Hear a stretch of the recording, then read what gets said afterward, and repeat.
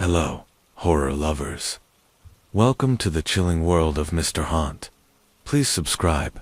It's our biggest motivation to keep bringing you spine-tingling stories. Let us know in the comments which city you're listening from. If you enjoy this video, don't forget to hit the like button. Now, let's get into the stories.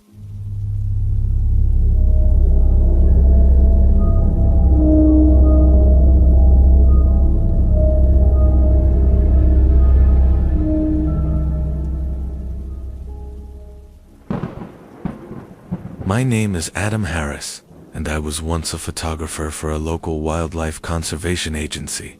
I had always loved being in nature. Capturing its beauty through my lens was a way of understanding the world around me. I'd spent years trekking through forests, swamps, and marshes, but nothing prepared me for the nightmare I would encounter at Blackwater Marsh. It was supposed to be a routine project, a simple documentation of wildlife in the marshlands for an upcoming report. The marsh, a vast expanse of wetland nestled in the heart of the bayou, had been largely untouched by human hands. The locals rarely ventured there. They said it was cursed, haunted even. But I was always skeptical of such stories. To me, they were just superstitions tales told to scare children. The marsh, however, was different. It had a kind of oppressive silence, a weight in the air that made every step feel like you were intruding. The stillness was uncanny, almost unnatural. It was the kind of place where every rustle of the wind or snap of a twig seemed too loud, too deliberate. But I had a job to do, and I wasn't one to back down from a challenge. The first day was uneventful. I spent most of my time photographing the flora, trying to capture the tranquility of the marsh. But as the sun began to set, something shifted. The temperature dropped quickly, and the fog rolled in, thick and suffocating. It wasn't the kind of mist you typically see in the bayou. This felt heavier, darker. I packed up my gear and started heading back to camp, but that's when I noticed something strange in the distance. At first I thought it was a trick of the light or an animal, but as I squinted, I saw a figure standing near the water's edge, its silhouette barely visible through the fog. It was tall and naturally tall and thin, with long limbs that seemed to stretch far beyond the proportions of any normal creature. Its face was obscured by the mist, but there was something about the way it stood, motionless, that sent a chill crawling down my spine. I reached for my camera, but the figure was gone before I could snap a photo. I stood there for a moment, heart pounding, staring at the empty patch of land where it had been.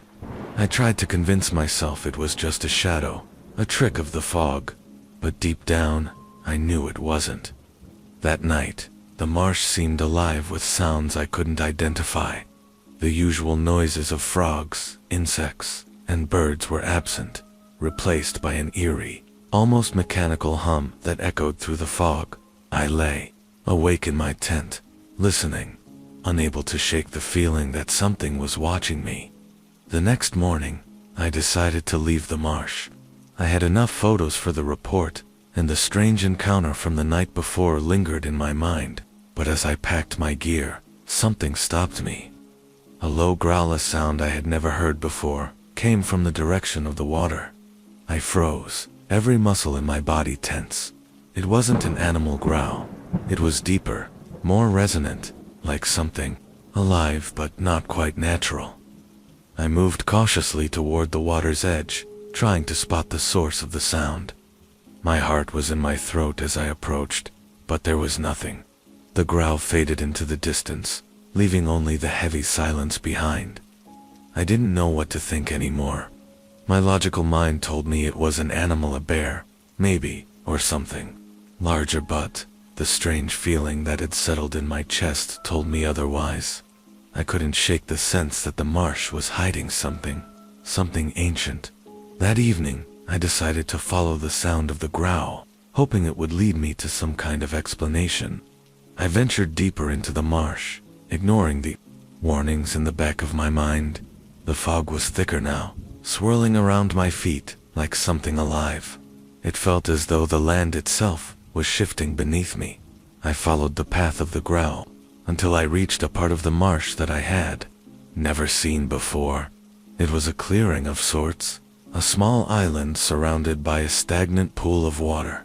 In the center of the island was an ancient tree, its gnarled roots twisting out of the earth like fingers grasping for something, and there, in the shadows of the tree, stood the figure again. This time, I saw it clearly. Its limbs were impossibly long, stretching well past the branches of the tree. Its skin was dark, almost black, like wet charcoal. Its face, if it could be called that, was a blank canvas, smooth and featureless except for two glowing white eyes that burned through the fog like twin stars. The creature didn't move, didn't make a sound, but its presence was suffocating, like it was drawing the very air from my lungs. I tried to move, to back away, but my body refused to obey. I was rooted to the spot, unable to look away from its eyes.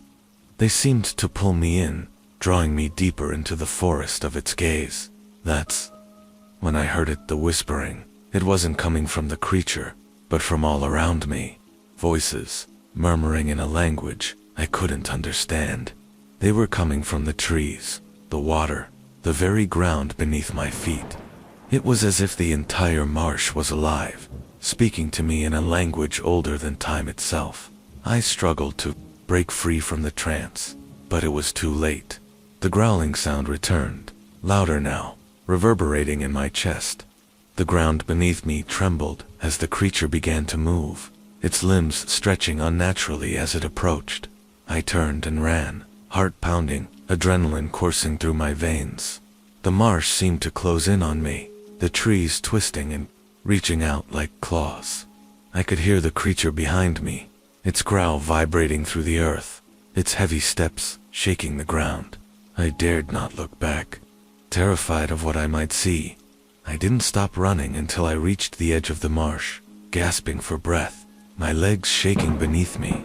I turned to look behind me, but the creature was gone. I left Blackwater Marsh that night, abandoning the project and everything I had come for. I never went back, and I don't ever intend to. The marsh still haunts my dreams, and I can still hear the growl echoing in my mind, the whispers that seem to follow me wherever I go. The locals were right all along. Blackwater Marsh is not a place for humans, it's something else.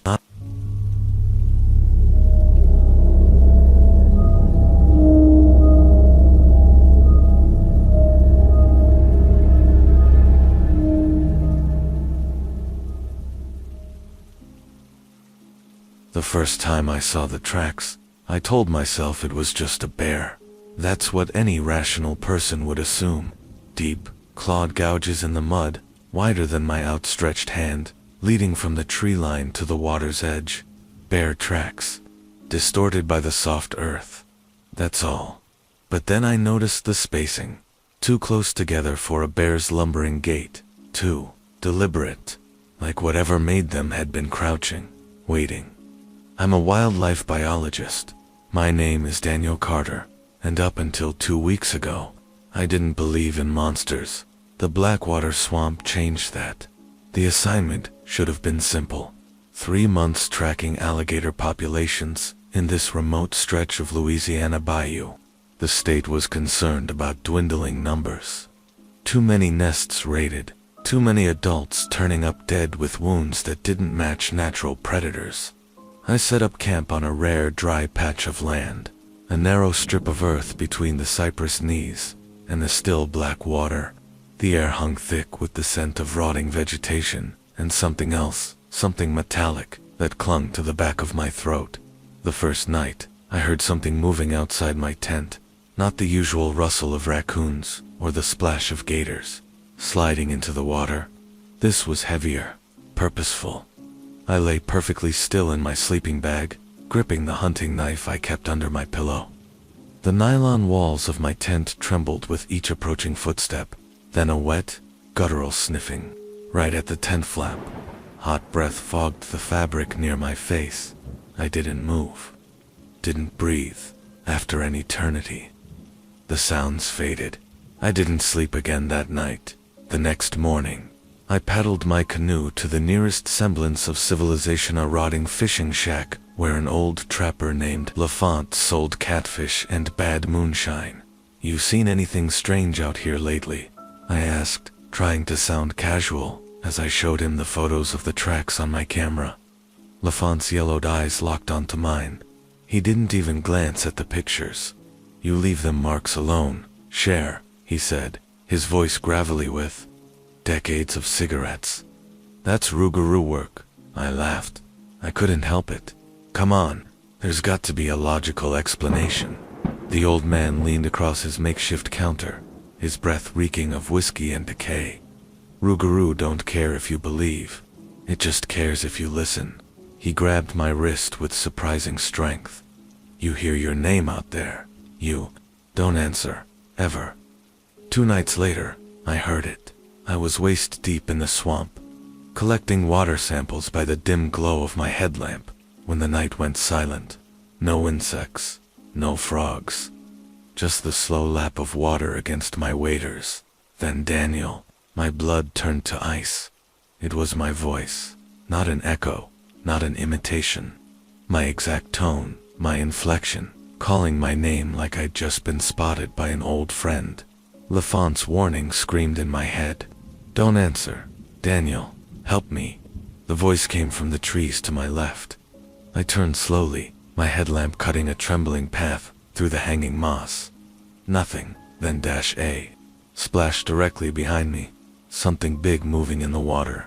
I ran. It's been 3 days since I last slept. The Rougarou isn't just in the swamp. Anymore, I see its eyes in the darkness between the trees, glowing amber discs that vanish when I look directly at them. I hear its footsteps circling my camp at night. Slow and deliberate, and worst of all, it's still using my voice. Last night, it whispered right outside my tent. "Let me in, Daniel. I'm cold." I'm writing this now as a warning. If you're reading this, and you hear something calling your name in the swamp, don't answer. It remembers what human voices sound like, and it's getting better at using them.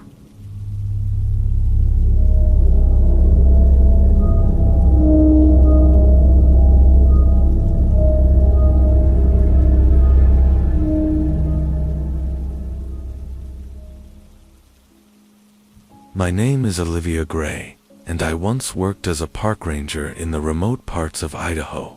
The job was tough, but I loved being out there in the wilderness, surrounded by towering pines, the crisp scent of pine needles, and the stillness of the earth. What I didn't know, however, was that the forest holds secrets better left undisturbed. I was stationed at a small ranger station called Silent Ridge, a forgotten place deep in the Clearwater National Forest.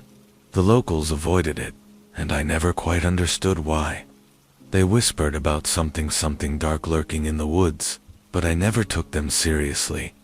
Most of the time, the forest was peaceful, but it's always the quiet places that hide the most dangerous secrets.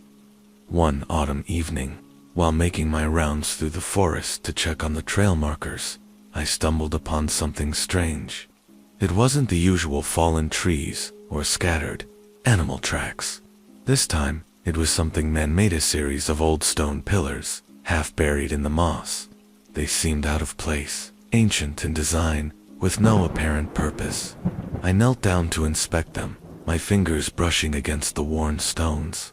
They were smooth, slick, almost unnaturally so, as if they had been worn down over centuries. There were strange symbols etched into their surfaces, jagged lines and curves that felt oddly deliberate. I didn't think much of it at first, though. It was just another oddity in the woods, something that could easily be explained away. I took a few photos, marked the location, and moved on. That night, I couldn't sleep. There was something about those pillars that nagged at me, a feeling that I couldn't quite shake. I had been in these woods for years, and never had I felt this unsettled dot at around 2 a.m. I awoke to a sound, soft rhythmic tapping. It was faint at first, like something scratching against wood or stone. But then it grew louder, closer. I bolted upright in bed, my heart hammering. I grabbed my flashlight and rifle, slowly opening the door of the station. The tapping stopped the moment I stepped outside. The forest was completely still. Then I heard it, a low, guttural growl. My body tensed. The growl was too deep to belong to any animal I knew. It seemed to come from every direction at once, as though the forest itself was alive and breathing. Watching me, I stood still, holding my breath, listening. The growl faded, and in its place, a soft whispering began. It was distant, but clear enough to make my skin crawl. The words were in a language I couldn't recognize, rough guttural, like a language from another time. I grabbed the radio and tried to call for help, but the signal was dead. No response. I was alone. The forest seemed to shift around me. The trees, once familiar, now felt alien, as if they were moving in ways I couldn't comprehend. I turned in circles, trying to make sense of it, but everything felt wrong. That's when I saw them. Eyes. At first, I thought they were reflections from the flashlight, but as my gaze focused, I realized they were way too high above the ground, glowing faintly in the dark. Hundreds of them, scattered throughout the trees. Watching me, I froze. The eyes didn't blink. They didn't move. They just stared at me, unblinking, waiting. I tried to convince myself that I was seeing things, that I was tired, that the stress of the job had finally caught up with me. But deep down, I knew better. Something was out there. I could feel it. With trembling hands, I aimed my flashlight toward one set of eyes. As the beam of light hit it, the eyes seemed to shrink back into the shadows, vanishing from sight. But as I swung the flashlight to the next pair, they moved again, closer this time, like they were reacting to my movements. The whispering grew louder, and the growl returned, vibrating the ground beneath my feet. I ran. I don't know how long I ran, only that I couldn't stop. The trees blurred by me in a rush, and my breath was ragged in my chest. I could hear the movement behind me, the sound of something following. Whatever it was getting closer. At some point, I stumbled and fell, hitting the ground hard. My flashlight went out, and I was left in the pitch-black darkness. My body pressed against the cold earth. The growling stopped. The eyes were gone, but the whispering remained. I lay there, trembling, waiting for what I knew was coming. Then, I heard it, the unmistakable sound of heavy breathing. Right behind me, I couldn't move. It was the smell that hit me first. A rancid, decaying odor, like something dead had been rotting in the forest for years. I slowly turned my head, afraid to look, but the eyes were back. Hundreds of them, now circling me, and then I saw it. A shadow, tall and distorted, looming in the trees. It was massive, its outline shifting in ways that didn't make sense. It had the shape of a man, but was twisted and unnatural. Its skin was pale, almost translucent, and it was covered in patches of dark, matted hair. Its hands, no. Its claws were too long, too sharp, and its face was a twisted mockery of human features, with no real eyes, just hollow sockets where something seemed to stare from within. I closed my eyes, trying to block it out, but the whispering filled my mind, the growls vibrating through my skull. It was speaking to me, or perhaps it was trying to. It was something ancient, something hungry, and I knew then I wasn't meant to leave. I forced myself to stand, stumbling backward into the trees. The creature didn't move. It only watched, waiting. The eyes in the trees followed me, but they did not attack. Not yet. I managed to make it back to the station by dawn, somehow, but the forest was silent again. The eyes were gone. The growls, the whispering, they were all gone. I reported what happened, but no one believed me. They thought I was suffering from exhaustion, that I was just imagining things. But I know what I saw. I left Silent Ridge not long after, transferred to a different post. But sometimes, even now, when I'm alone in the woods, I feel it. The eyes watching me. The whispers in the trees. I don't think they'll ever let me go.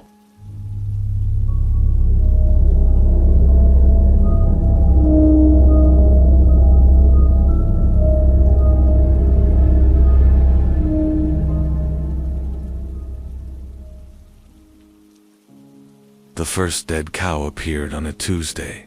By Friday, we were finding them every morning gutted, their rib cages cracked outward like something had burst out from inside. The sheriff called it coyotes. The ranchers whispered about government experiments. I knew better, because I'd seen what came after dark in Dead Oak Valley, and it wasn't coyotes. My name is Leah Carter, no relation to Daniel from the swamp, though God knows, we'd have things to talk about. I'm a veterinarian assigned to investigate the livestock deaths in this godforsaken stretch of Montana ranchland. The locals didn't want me here. I saw it in the way old man Grady gripped his shotgun when I pulled up to his farm, in how the waitress at the diner forgot my coffee 3 times. You shouldn't stay past sundown, Grady warned as he showed me the latest carcass. The cow's tongue was missing, its eyes hollowed out, not eaten, removed. Predators usually go for soft tissue first, I said, kneeling in the blood. Dirt. Grady spat tobacco. Ain't no predator done this. That night, in my rented cabin, I heard the first scream. Not animal, not human. Something in between. The next morning, I found the prints. 3-toed, deep. The stride was all wrong too long for anything that should exist in these woods. I followed them to the tree line where the forest grew too thick for light to penetrate. That's when I smelled it, rot. Not the sweet decay of roadkill, but something sharper, like meat left in a sealed jar for months. My flashlight caught the eyes. First, dozens of them glowing, watching. The ranchers call them hollow ones. Legend says they're what's left when something tries to mimic people, but forgets how to be human. Their skin hangs loose like ill-fitting suits. Their mouths split too wide, and they're always hungry. I discovered their feeding ground on the 5th night. A sinkhole, half a mile from Grady's property, piled with bones, picked cleaner than any scavenger could manage.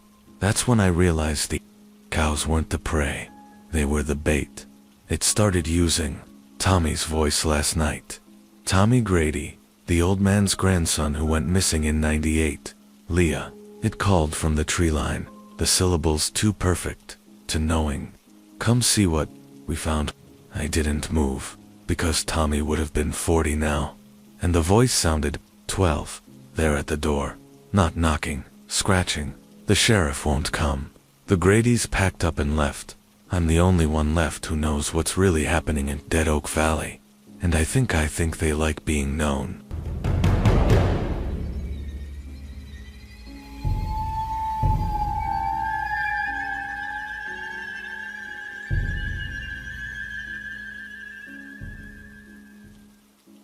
My name is Isaac Walker, and I used to work as a wildlife biologist for the state of Oregon. My job took me deep into the forests, studying animal behavior and tracking migration patterns. I thought I had seen it: elk, bears, wolves, you name it. But nothing could have prepared me for the horrors I encountered one summer near Hollow Creek. It started like any other job. I was assigned to monitor the area's elk population, which had been mysteriously declining over the last few months. No one knew why, but the locals had a theory. Something was hunting them. I dismissed it as superstition at first. Hollow Creek was remote, nestled in the heart of the Cascades, but it was still just another part of the wilderness. Wildlife doesn't just disappear unless there's a clear reason: disease, starvation, or predation. That's what I told myself as I packed my gear and headed out. When I arrived, the area was even more desolate than I expected. A thick mist hung over the trees, and the air was damp, heavy with the scent of decay. I set up camp by the creek, hoping to get an early start the next morning. It wasn't long before I began to notice the oddities: tracks. Large ones, too large to belong to any known animal in the area. At first I thought they might be the prints of a bear, but they were unlike any bear tracks I'd ever seen, elongated, with claws that seemed unnaturally long, as if they had been sharpened. I followed the tracks for hours, and that's when I stumbled across something that made my stomach turn. Carcass, a huge elk, its body gutted and twisted in ways I can't describe. The entrails were torn out, but there was no blood, none at all. Just an empty, hollow shell of a creature. And beside it, something was etched into the ground lines, like symbols, but they didn't make sense. They weren't human markings. I radioed the team, but there was no answer. That night, I tried to rest, but the sounds from the forest kept me awake. The wind rustled the trees, but then I heard something else, something heavier. Footsteps, slow, methodical, too heavy to be a normal animal. At midnight, I heard it, a low growl, deep and guttural, reverberating through the ground. My heart pounded in my chest as I grabbed my flashlight and crept outside the tent. What I saw made my blood run cold. A shape massive, hulking, lurking near the edge of the trees. It was hard to make out, but its eyes shone with an unnatural yellow glow, staring directly at me. I froze, breath caught in my throat. It was taller than a bear, and its form seemed wrong. Its limbs were too long, its body too narrow, and it moved with an unnatural fluidity. There was something alien about it. The growl came again, this time louder, more intense. As it stepped forward, I don't know how long I stood there, paralyzed with fear, but in a flash, it was gone. The forest went silent, and all I could hear was my own heartbeat. The next morning, I packed up and tried to leave, but the forest seemed to have shifted overnight. The trail I had used to come in had vanished, replaced by dense undergrowth and fallen trees. My map was useless, and I was disoriented. I wandered for hours, trying to find the creek again, but it felt like the forest was closing in on me. Then, I heard it once more. The growl. This time, it was closer. I didn't wait. I ran, and for the first time in my life, I felt the true weight of fear. The kind that makes your limbs freeze, that makes you want to curl up and pray it'll be over. But it wasn't over. The beast was chasing me. I could hear its heavy steps behind me, the sound of branches snapping under its weight. I didn't dare look back, but I could feel it getting closer. My breath was ragged, and my legs were screaming for me to stop, but I kept going. I finally stumbled into a clearing and collapsed. But the clearing wasn't empty there. Standing in the middle was the elk's body, still fresh, still mutilated, and beside it, the thing that had been hunting it was now watching me.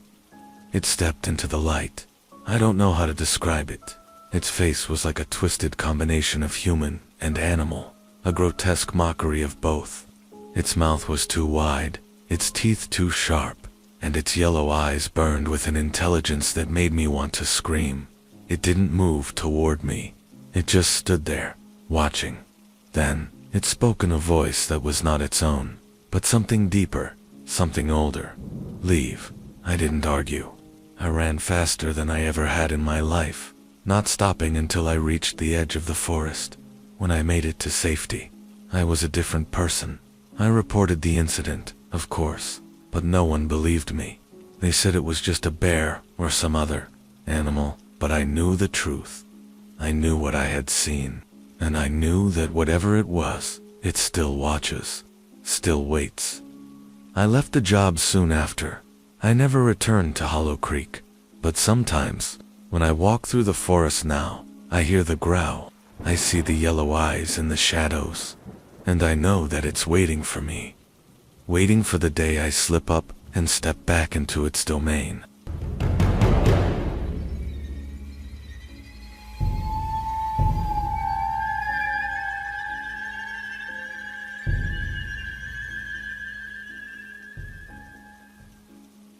The first rule of working the night shift at the Black Mesa Observatory: never investigate the lights alone. I learned why on September 14th. When the radio static gave way to screaming. My name is Javier Reyes. For 3 years I've monitored satellite feeds and radio telescopes at one of the most remote astrophysics stations in Arizona. The pay's crap, the coffee's worse, but the silence suits me. Or it didn't, till the mesa started singing. It began with the instruments, false readings on the magnetometers, phantom heat signatures where the desert should have been cold. Then, the cameras caught them pulsing, amber lights moving against the wind, clustering near the old mining shafts where men disappeared in the 1920s. Dr. Chen called them atmospheric phenomena. Dr. Chen hasn't worked nights since October, the first time I saw them up close. I broke protocol. 3:17 a.m. The motion sensors tripped near the perimeter fence. Through the grainy monitor, I watched 3 lights weave between the juniper trees. Not floating, walking. They stopped at the edge of camera.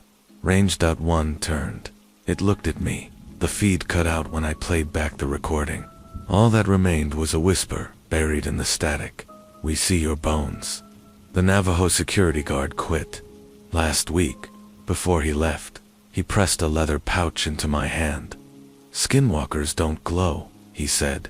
"Whatever's out there is older." Now I keep his pouch nailed above the control room door.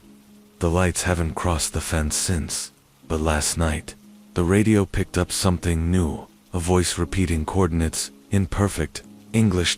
Our latitude. Our longitude. And one final phrase, "Ready or not." The lights are dancing tonight, closer, brighter. The telescopes show nothing. The cameras show nothing.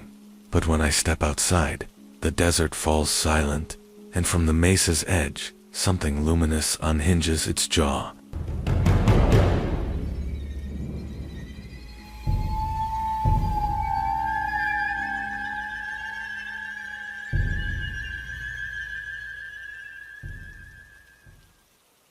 My name is Mason Teller. I used to be a geologist for a land survey company contracted by the Bureau of Land Management in New Mexico. I specialized in mapping fault lines and subsurface conditions before development. Most of my work involved hiking across remote terrain with a pack, a GPS, and an eye for sediment.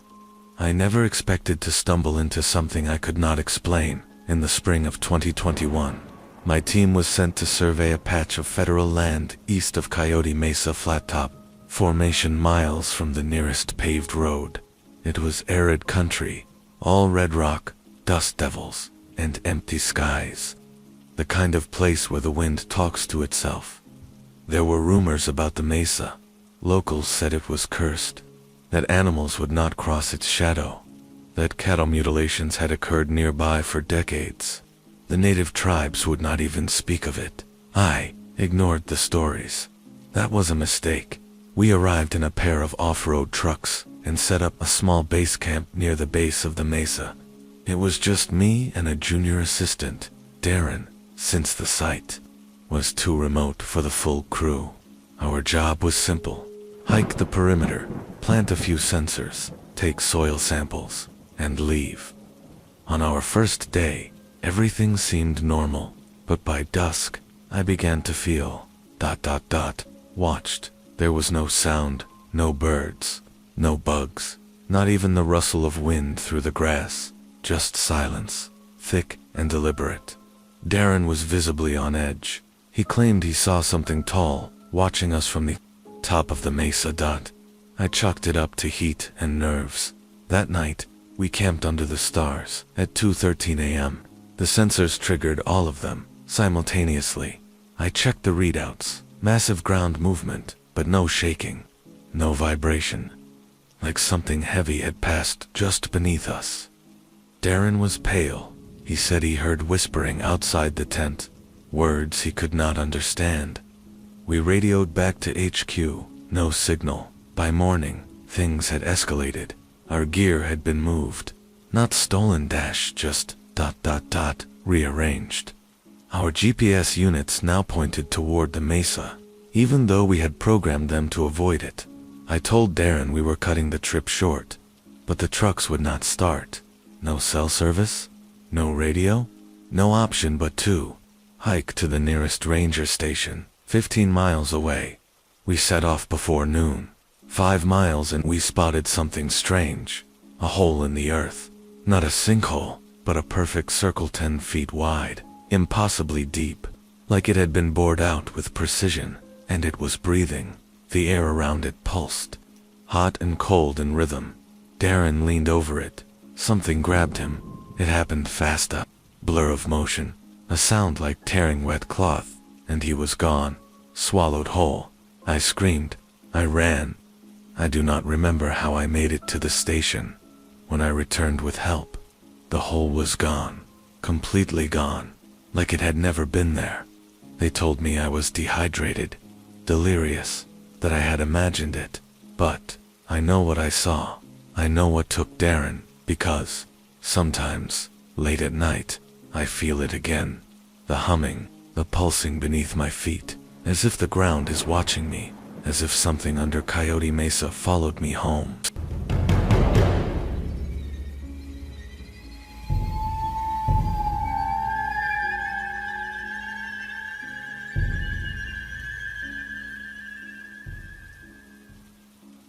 The ocean off Crow Island doesn't drown people, it spits them back at least. That's what the lobstermen claim their voices, dropping to whispers whenever the tide retreats, exposing the black rocks that look too much like broken teeth. I stopped believing in local legends the day they found my brother's boat. Empty. Engine still running. His last journal entry read, "They're singing under the hull, marine biologist." Claire Mercer wasn't supposed to be investigating her brother's disappearance. The university sent her to Crow Island to study the sudden die-off of harbor seals, their carcasses, washing ashore with grotesque circular bites torn from their flesh. "No shark did this," muttered Sheriff Hale as they stood over the latest specimen on North Beach. The wound edges were smooth, as if something had suctioned onto the seal and twisted. Claire's flashlight caught the strangest detail, tiny, intricate, scars spiraling inward from each bite, like the grooves of a screw. The island's lone dive shop refused to rent her equipment. "Not after what happened to the McAllister boys," the owner said, fingers trembling as he drew the blinds. Claire went out alone that night in her university-issued submersible. The underwater cameras showed nothing but swaying kelp until 3:17 a.m.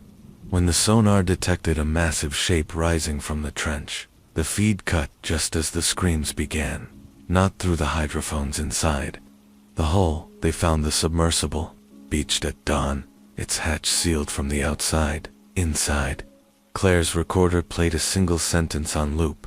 "They built cities here before we crawled out of the mud." The sheriff ordered the island evacuated after that. Most left. Claire stayed, because at low tide now, if you stand on North Beach, you can hear it, a wet, clicking harmony rising from the exposed rocks, and sometimes, between the waves, something clicks back.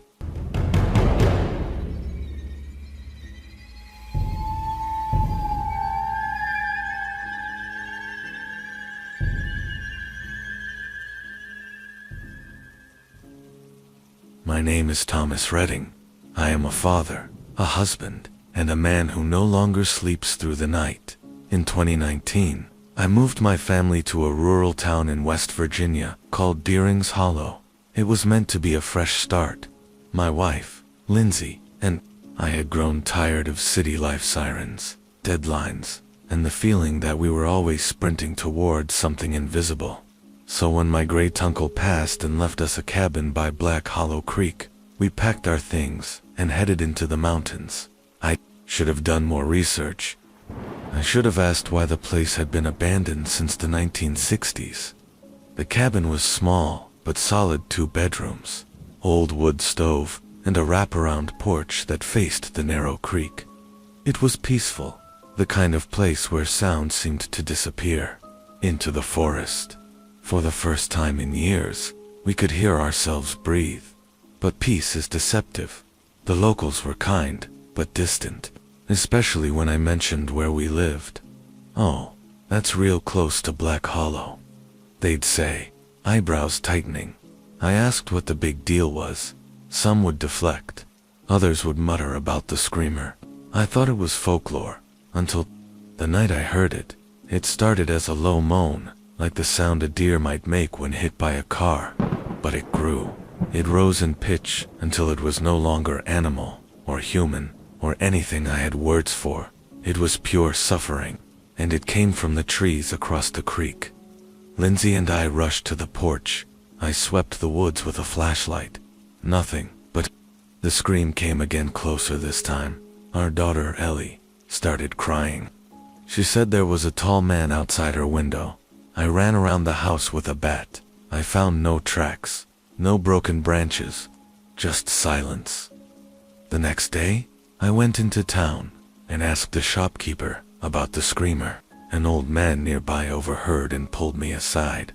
He introduced himself as Clyde, former Forest Service.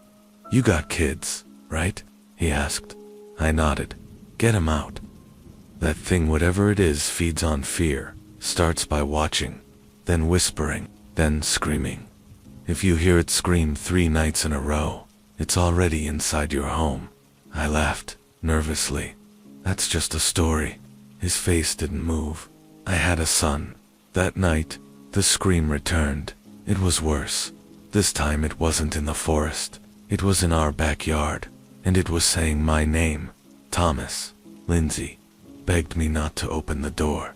I wanted to prove it was just someone messing with us. But when I looked out the window, I saw it. 7 feet tall, bare skin, no hair. Its mouth was stretched impossibly wide, not open, stretched, as if something had split it from jaw to sternum. And it wasn't standing, it was floating, inches above the ground. Its eyes were hollow, like black tunnels. It stared at me, and then it smiled. The lights in the house flickered. Ellie screamed. We packed our things that night. The next morning, we left Deering's Hollow for good. I do not know what that thing was. No one ever came to check the cabin. I never went back, but I keep a nightlight on for Ellie now. Sometimes, when I walk past her room, I hear her whispering. She says she is talking to the man from the creek. She says he misses me.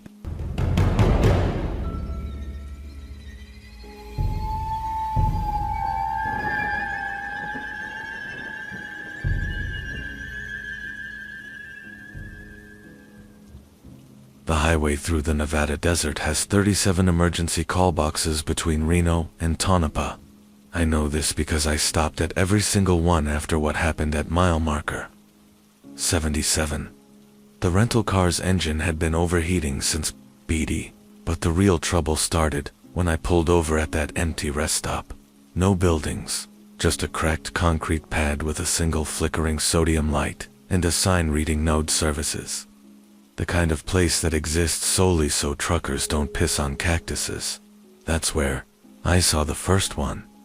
At first I thought it was a mantle, and pale under the buzzing orange light, facing away from me near the tree line. Then it turned. No face. Just smooth skin where features should have been, stretching like taffy as its head tilted at an impossible angle. I locked the doors. The thing didn't approach. Didn't move at all. Just stood there vibrating slightly, as if my fear was tuning it in like a radio signal. When I finally peeled out, the rearview mirror showed 3 more figures emerging from the scrubby tentacle. Faceless, their arms too long for their bodies. The call box at mile marker 78 was broken. So was 79. By 80, I stopped checking. Now the engines died completely, near some godforsaken junction called Warm Springs. The things are coming down the road in that same jerky gait, their legs moving like stop-motion animation. I can see them better in the moonlight. They're not faceless. They're wearing skin over their faces, and the patterns of moles and stubble look familiar.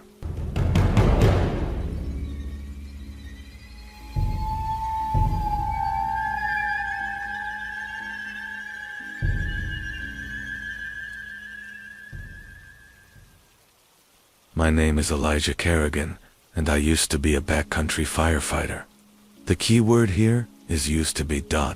In the summer of 2017, I was stationed with a remote firewatch team in the Bitterroot Mountains of Montana. Our post was simple: watch for Lightning strikes, report smoke, and occasionally trek down to clear brush and fuel build-up. Most of our shifts were uneventful, just long stretches of solitude and the constant hum of wind through the trees. That all changed during a dry spell in late July. A lightning storm passed through 2 days before, igniting a small blaze up near Devil's Ridge, a narrow, treacherous canyon with thick pine cover and almost no foot access. I volunteered to hike up with 2 others to assess the damage and begin a line cut. I will never forget that day. The trail up to the ridge was brutal. Jagged rocks, unstable dirt, and that relentless silence that sits too heavily in old forests. As we climbed, I noticed something unsettling. No burn marks, not a single scorched tree, no smoke, no ash dot, but the coordinates were right. The satellite had clearly shown a fire. We pressed on, confused. About a mile in, we started noticing strange signs. Trees stripped of bark completely bare like something had clawed at them. And the air, it smelled wrong. Not smoke, not pine. Something sweet, rancid, like decay, mixed with sap. We radioed base. No response. Then we found the cave dot, or what looked like a cave. It was a narrow crevice between 2 sheer rock faces, just wide enough for a person to slip through. And inside, it was pitch black. I did not want to go in, but my teammate Kyle was braver, or maybe dumber than I was. He slid inside with a headlamp and joked, maybe Smokey Bear's got himself a new den. I waited outside with Rachel, the third on our team. 10 minutes passed, then 20. Then we heard him scream, not just fear, pain, the kind of scream that curls inside your spine and rots your stomach from the inside out. Rachel and I ran in after him. What we found in there still gives me nightmares. The cave twisted unnaturally, like it was alive. The walls were covered in claw marks and strange symbols, like deep grooves made with talons. The deeper we went, the colder it became, and the smell metallic like blood and wet iron. Then we found Kyle's helmet. Cracked, no Kyle, only drag. Marks, long ones. Like something had pulled him away on all fours. Rachel wanted to turn back. I agreed. But before we could, we heard something breathing behind us. Not panting, not growling, breathing slow, heavy, like a lung the size of a truck. Then, a shape moved in the shadows, tall, slender, limbs too long for its body. Skin like dried leather stretched over bone. No eyes, just a maw of teeth. Rachel froze. It moved like smoke, fast, silent, and wrong. I pulled Rachel, and we ran. We did not stop until we were outside. I do not remember how I climbed down that ridge without falling.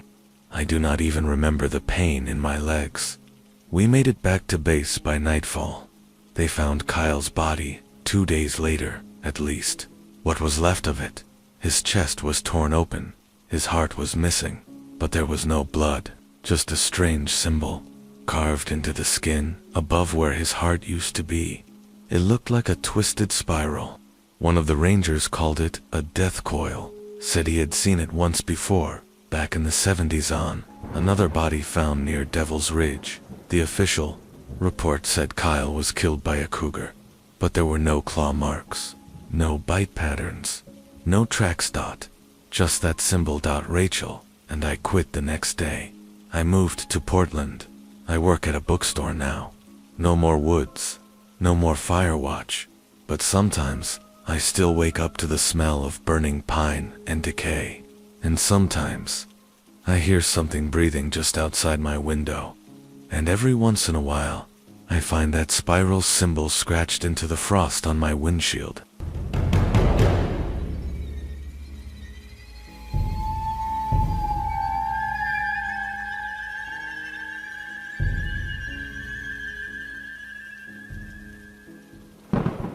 When the power went out during the blizzard, I thought the scratching in the walls was just mice seeking warmth. Then I heard the voice. Cold, it whispered through the baseboard vents. A child's voice or something imitating one perfectly. I told myself it was the wind. That's what you do when you're alone in an old farmhouse with 6 feet of snow piling up outside. You lie to yourself. The next night, the scratching moved to the ceiling directly above my bed. Slow, deliberate drags of something heavy being pulled across the attic floorboards. When I shined my flashlight up there, I found only a single streak, in the dust wide as a man's shoulders, ending at the access panel above the closet. The voice came again at 3:17 a.m. Let me down.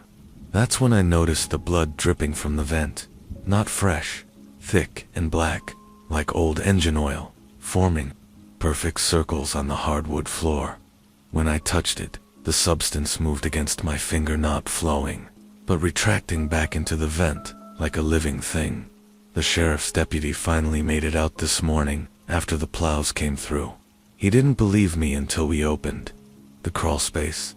The bones were still warm, and written in something dark and glistening across the concrete foundation were the words, "Next time, answer faster."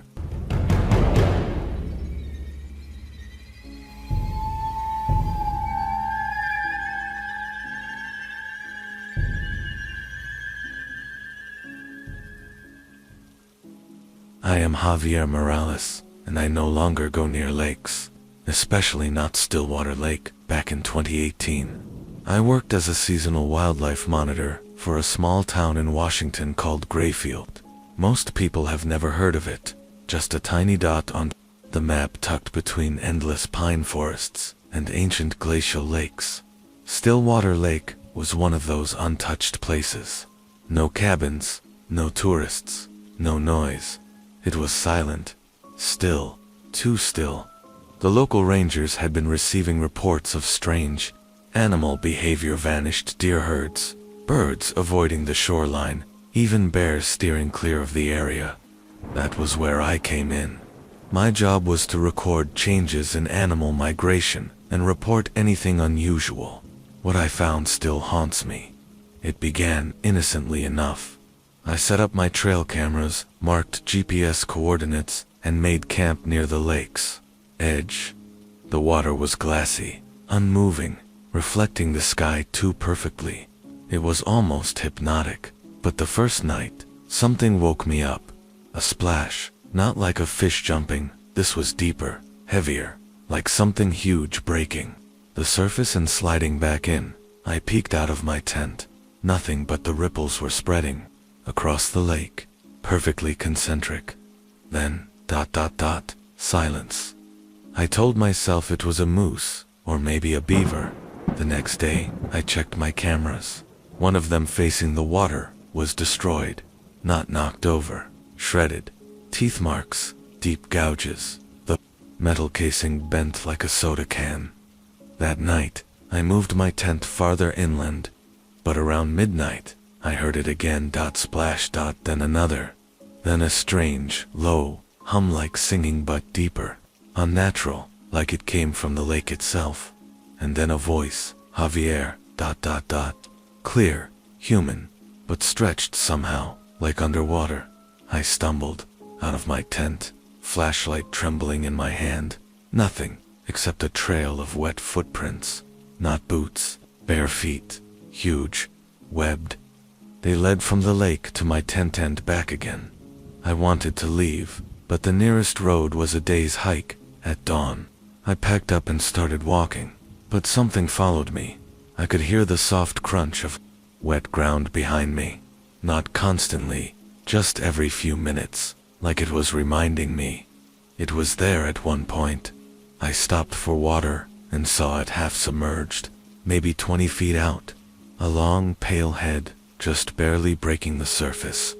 No eyes, just slits where a nose might be, and gills. Large, pulsing gills. It watched me. I ran by nightfall. I reached a ranger outpost. They did not believe me, said it was exhaustion, or a bear.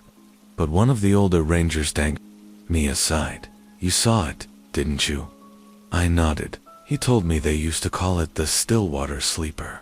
Said the lake used to be deep or bottomless, some claimed. Locals whispered about a creature that lured people to the shore with voices that dragged them under. It was always quiet, always patient. I quit that job the next day. 2 weeks later, a couple vanished while kayaking on still water. No bodies, just a torn life jacket found by the shore. I moved back to New Mexico. I work with desert wildlife now. No water, no lakes, nothing deep enough to hide in.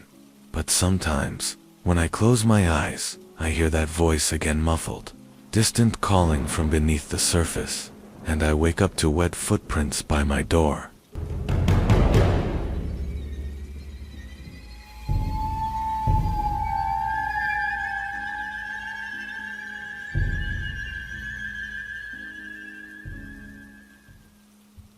The tide pools at Carver's Point always smelled of salt and decay.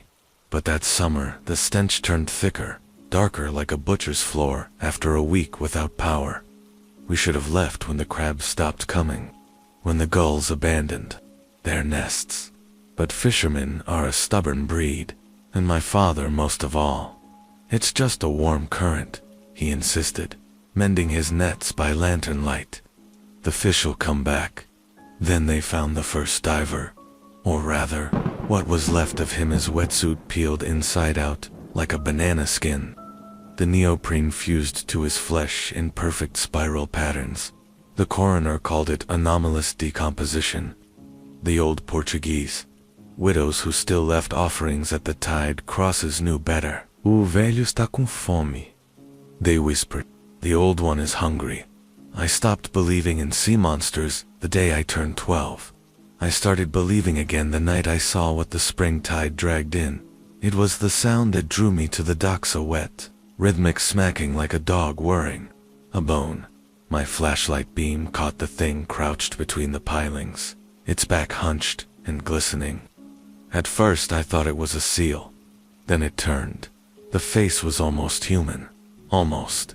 Its mouth split vertically instead of horizontally, the lips peeling back to reveal concentric rings of needle teeth.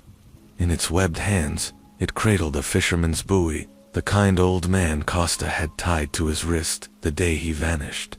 The creature's throat pulsed as it mimicked Costa's voice perfectly. "Help me, boy. The water's so cold down here." The next tide brought in 7 more inside-out wetsuits.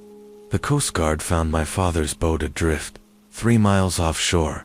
The deck warped downward in a perfect bowl shape, as if something massive had pressed up against it from below. I don't go near the water anymore, not even when the neighbors complain about the smell coming from my boarded-up basement. Not since the night I heard something scrabbling at the bulkhead, whispering in my father's voice, "You shouldn't have looked, son."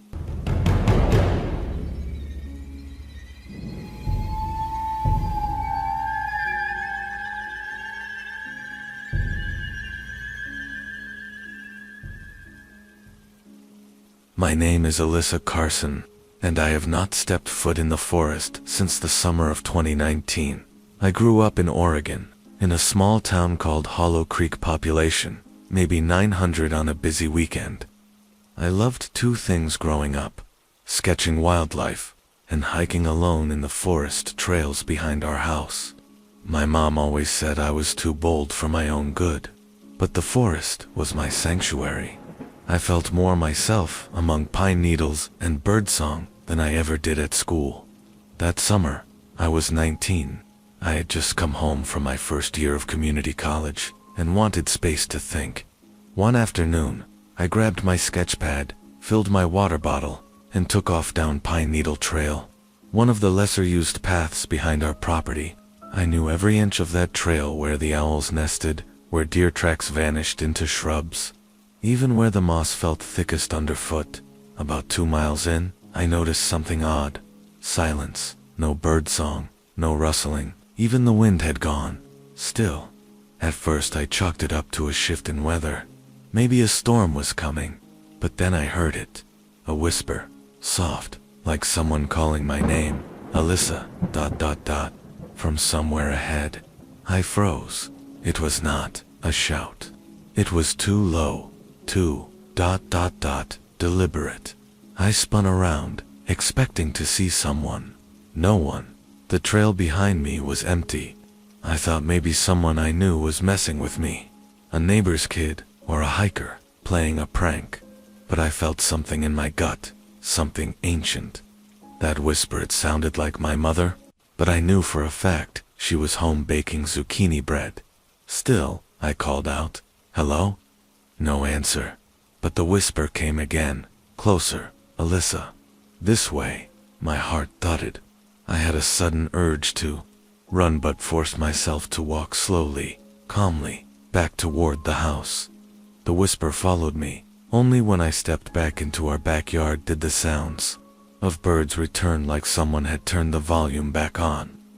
The forest behind me looked the same, but it felt wrong. I told my dad. He said it was probably just an echo, or my mind playing tricks. That night, I drew what I remembered. Not just the trees, but the shape I thought I saw just out of view. Tall, gaunt, with antlers. Not quite deer antlers, but twisted, almost tree-like. Its head was too high for a man, and the eyes, I do not even remember seeing them, just feeling them. I kept it to myself after that, but a week later, my neighbor Becca vanished while jogging. They searched for her for days, found her, phone and water bottle beside Pine Needle Trail. No sign of her. I did not tell the police about the whisper. Who would believe me? Then the dream started. I was in the forest again, but the trees were wronged, too tall, too twisted. They moved, ever so slightly, breathing, and something waited in the shadows, always watching, always whispering, "Alyssa, you belong here." I started locking my window, sleeping with the light on. I even stopped sketching. Then, one morning, I found muddy footprints outside my bedroom door. Inside the house, no broken windows, no sign of forced entry, just pine needles, and footprints too large to be human. I begged my parents to leave town. They thought I was breaking down. My mom cried. My dad made an appointment with a therapist. That night, I saw it. For real. It stood at the edge of the woods, just beyond the backyard fence. Taller than the trees, almost camouflaged against the bark. I watched it breathe, and then it whispered my name again. This time, my parents heard it too. We left Hollow Creek the next morning. It has been 5 years. I live in Arizona, now desert, no forests. I work at a coffee shop, keep to myself. But sometimes, when I turn off the lights, I hear it again, the whisper, and sometimes, the pine needles show up on my windowsill. I think it followed me. I think it always will.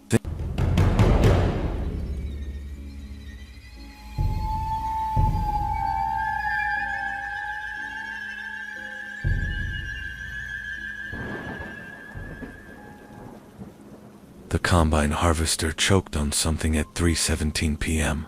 I shut off the engine, the sudden silence ringing in my ears as I climbed down to check the blades.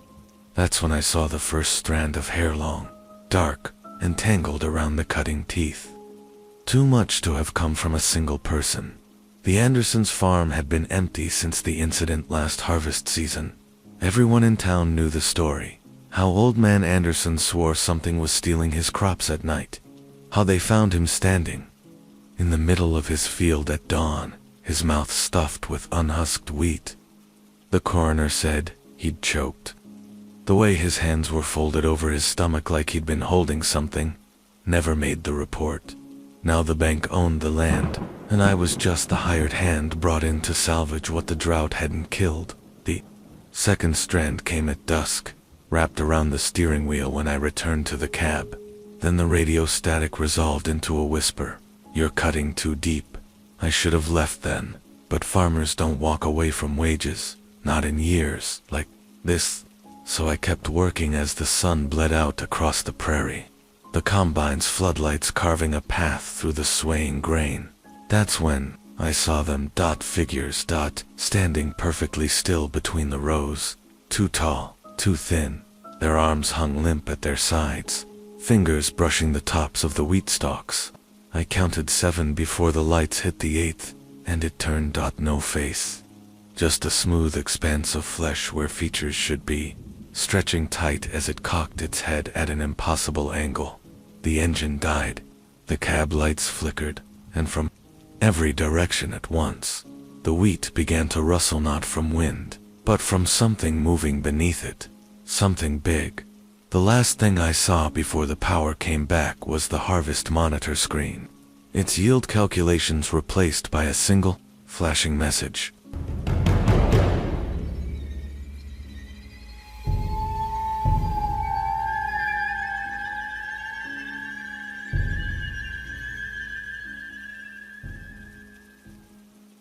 It all started with an invitation, the kind that comes on embossed paper with a wax seal, more fitting for a medieval royal decree than modern correspondence. My name, Julian Mercer, was written in elegant calligraphy on the envelope. I opened it to find an invitation to an exclusive auction. The event was to take place in an undisclosed location, with attendees chauffeured from a central meeting point. The items up for bid: rare artifacts and manuscripts from private collections worldwide. The signature at the bottom of the letter caught my eye. Nicholas Cage. The auction cage had always been fascinated by the arcane. His collection of artifacts ranged from dinosaur skulls to items rumored to be cursed. When I called him to confirm, he sounded almost giddy. "Julian, my friend, you've got to come. This isn't just any auction. They've got something special." "Special how?" I asked, though I already knew the answer would be anything but straightforward. "A book," he said, his voice lowering as if he were revealing a state secret. "The Grimoire Obscura." I hesitated. "You do realize books like that are usually fake, right?" He laughed. "Usually. But what if it's not?" Against my better judgment, I agreed to join him. Arrival at the chateau. The auction was held in a remote chateau in the French countryside. As the limousine approached, I could see the towering spires silhouetted against the moonlit sky. The building seemed ancient, its stone walls weathered by centuries of wind and rain. Inside, the atmosphere was one of opulence mixed with unease. Guests in evening attire mingled, their conversations tinged with whispers about the items on display. Cage, ever the showman, made a grand entrance, his tailored suit and eccentric demeanor drawing stares. He greeted me with a bear hug and immediately led me to a glass case at the center of the room. Inside was the book, the Grimoire Obscura. The Grimoire Obscura was bound in what looked like aged leather, its cover adorned with symbols that seemed to shift when viewed from different angles. I felt an inexplicable pull, as though the book were aware of my presence. "This is it," Cage whispered. "The crown jewel." Before I could respond, the auctioneer took the stage. Bidding began, and as expected, the grimoire was the final item. The price quickly soared, with Cage outbidding everyone in the room. When the gavel fell, I couldn't shake the feeling that we had just made a terrible mistake. Unlocking the tome back in Cage's private jet, he couldn't contain his excitement. "We've got to open it," he said, producing a pair of gloves and a magnifying glass, as though he were handling a priceless artifact. The book's clasp required a key, which was included with the purchase. As Cage unlocked it, a gust of cold air swept through the cabin, extinguishing the lights for a moment. When the lights returned, the book lay open on the table, its pages filled with writing that seemed to glow faintly. The language was unrecognizable, but the illustrations were clear: rituals, symbols, and depictions of beings that defied description. "This isn't just a book," Cage said, his voice trembling. "It's a doorway. The first manifestation." At first, nothing seemed amiss. We returned to Los Angeles, where Cage secured the book in a specially designed vault. But strange occurrences soon began to plague him. Lights flickered in his mansion, and shadows moved where there should have been none. One night, he called me in a panic. "Julian, it's happening. The book, it's waking up." When I arrived, I found him in his study, staring at the grimoire. The pages were flipping on their own, and the air was thick with a sense of malevolence. "We have to put it back," I said. "Back where?" he countered. "The auction house won't take it. And who knows what would happen if it fell into the wrong hands." Seeking answers, desperate for a solution, we sought out an expert in ancient texts, Dr. Amelia Vasquez. She was a linguist and historian known for her work on forbidden knowledge. When she saw the book, her face turned pale. "This shouldn't exist," she said. Dr. Vasquez explained that the Grimoire Obscura was a relic from a civilization long lost to history. It was said to contain the secrets of creation and destruction, knowledge that was meant to remain buried. "But you've already opened it," she said, "and now it's bound to you." The ritual of binding, the only way to neutralize the book's influence, was to perform a ritual of binding. It required a sacred space, specific incantations, and an unbreakable will. We chose a secluded monastery in the Swiss Alps, far from prying eyes. The monks, though initially reluctant, agreed to help after seeing the grimoire's effect on Cage. The ritual was grueling. As Dr. Vasquez chanted the incantations, the book fought back. The air grew heavy, and the temperature plummeted. Shadows coalesced into forms that seemed almost human, but not quite. "Hold the line," Vasquez shouted as Cage and I struggled to keep the book on the altar. The final confrontation, the shadows attacked, their touch freezing and searing at the same time. Cage, ever the performer, grabbed a torch and swung it wildly, buying us precious moments.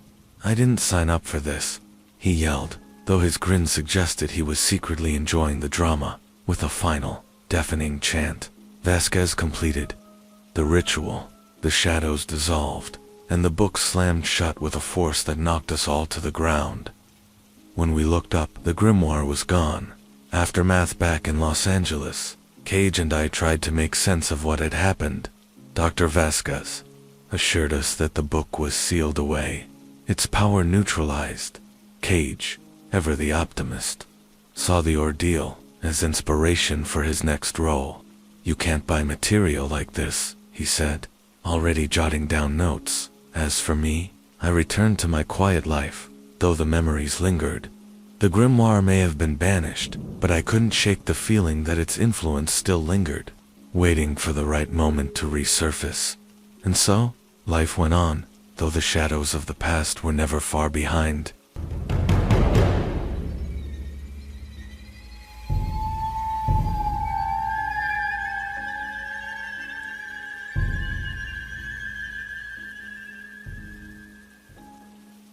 The highway stretched endlessly, a lonely strip of asphalt carved through the wilderness. I was halfway through a cross-country drive, trying to make it to a family wedding on the other side of the state. The night had settled in, wrapping everything in darkness, and my gas gauge was precariously low. I hadn't seen another vehicle or a service station in over an hour when a flickering neon light appeared on the horizon. Relief washed over me as I approached the small gas station. Its pumps were old, the kind you'd see in black and white movies, and the building looked like it hadn't been updated since the 60s. Still, it was a lifeline. I pulled in, stepping out into the chilly night air, the silence pressing against my ears like cotton. The gas station attendant was a middle-aged man with a grizzled beard and hollow eyes that seemed to hold secrets he wasn't eager to share. He barely acknowledged me as I walked in, his gaze fixed on a small black and white TV playing static. When I asked to pay for gas, he grunted, pointing to a hand-written sign that read, "Cash only." I paid for a full tank and headed back to my car. The pump sputtered and groaned as it worked, and I couldn't help but feel like I was being watched. The hair on the back of my neck prickled. Turning around, I saw no one. The station was empty except for my car and the attendant inside. Yet the sensation persisted, like an invisible gaze burrowing into my skin. I finished pumping gas and decided to grab a snack before leaving. The store was cramped, its shelves filled with outdated products and dusty packages that looked like they hadn't been touched in decades. I picked up a bottle of water and a bag of chips, but as I made my way to the counter, I heard a faint sound. It was subtle, almost imperceptible at first, a soft tapping, rhythmic and deliberate, coming from somewhere behind the shelves. I stopped in my tracks, straining to listen. The tapping grew louder, more insistent, echoing through the tiny store. I glanced at the attendant, but he hadn't moved, his eyes still glued to the static-filled screen. My heart began to race. "Hey," I called out, my voice shaky. "Do you hear that?" The attendant turned his head slightly, his expression unreadable. "Best to ignore it," he muttered, his voice low and gravelly. Ignoring it was easier said than done. The tapping turned into a scraping sound, like nails dragging across wood, and I felt an overwhelming urge to leave. Dropping the snacks on the counter, I hurried out of the store and into my car. As I started the engine, a shadow moved in the corner of my vision. I froze, my hands gripping the steering wheel tightly. Looking out the passenger side window, I saw nothing but the empty lot and the dark forest beyond. I slammed the car into gear and sped off, the tires kicking up gravel as I left the gas station behind. The relief of being back on the road was short-lived. About 10 minutes later, my headlights illuminated something standing in the middle of the highway. It was tall and thin, with unnaturally long limbs and glowing yellow eyes that seemed to pierce through the darkness. I swerved to avoid it, my car skidding dangerously close to the edge of the road. When I looked back, it was gone. My pulse was racing, my hands shaking as I gripped the wheel. I told myself it was just my imagination, that the stress of the trip and the unsettling experience at the gas station were playing tricks on me. But, deep down, I knew better. The tapping sound returned, faint at first, then louder, as if it were inside the car. My heart pounded as I checked the back seat, half expecting to see something lurking there. It was empty, but the noise persisted, growing louder and more frantic.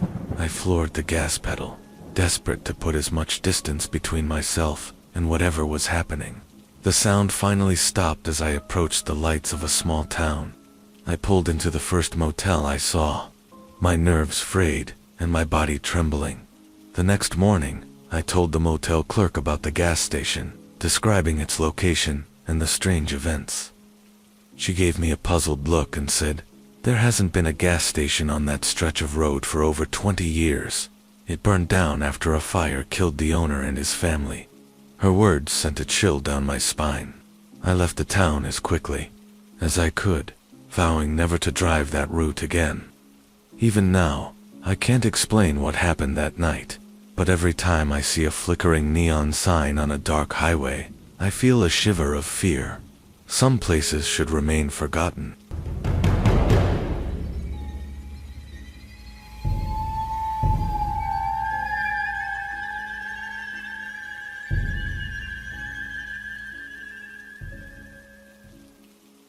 The road trip was supposed to be a break from my monotonous routine, a chance to clear my head and escape the suffocating city life.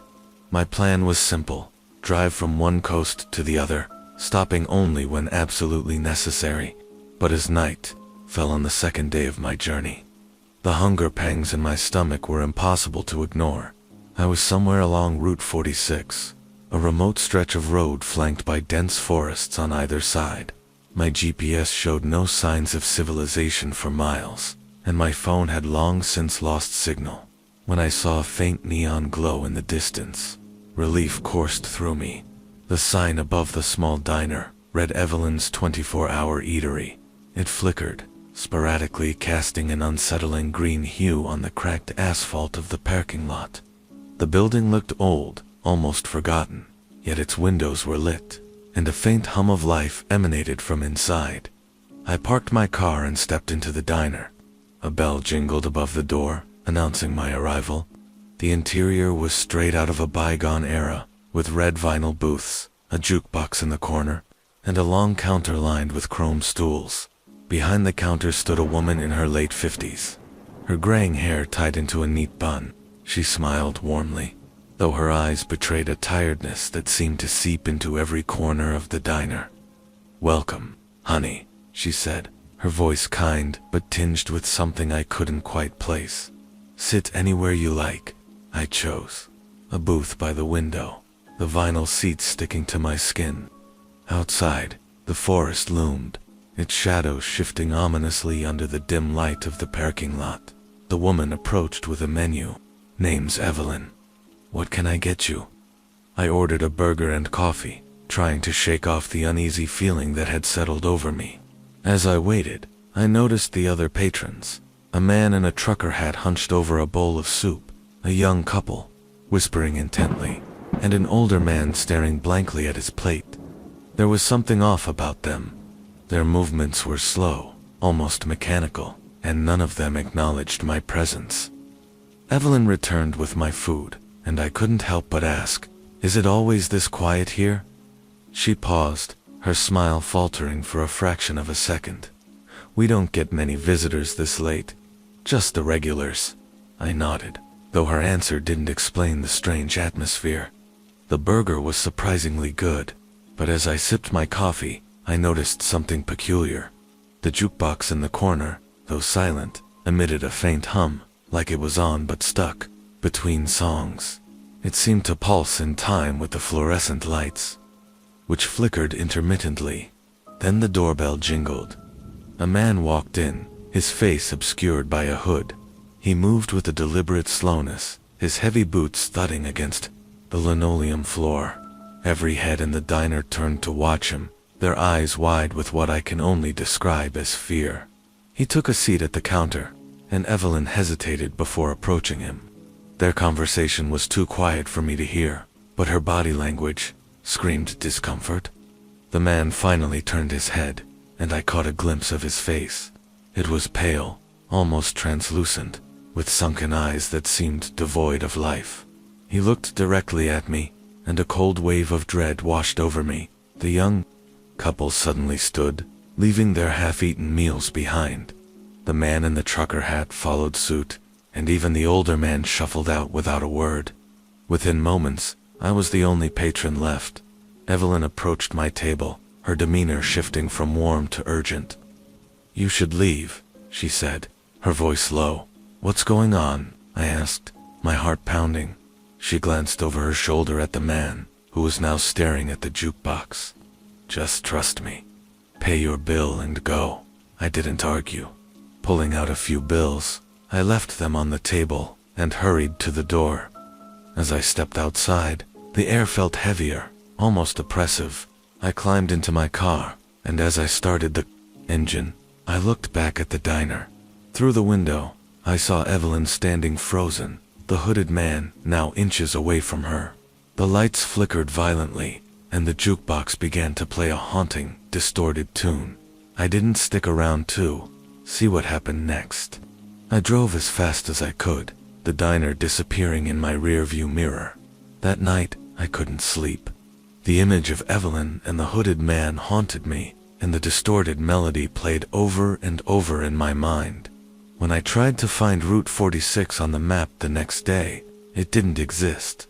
Neither did Evelyn's 24-hour eatery. To this day, I avoid late night stops on deserted highways.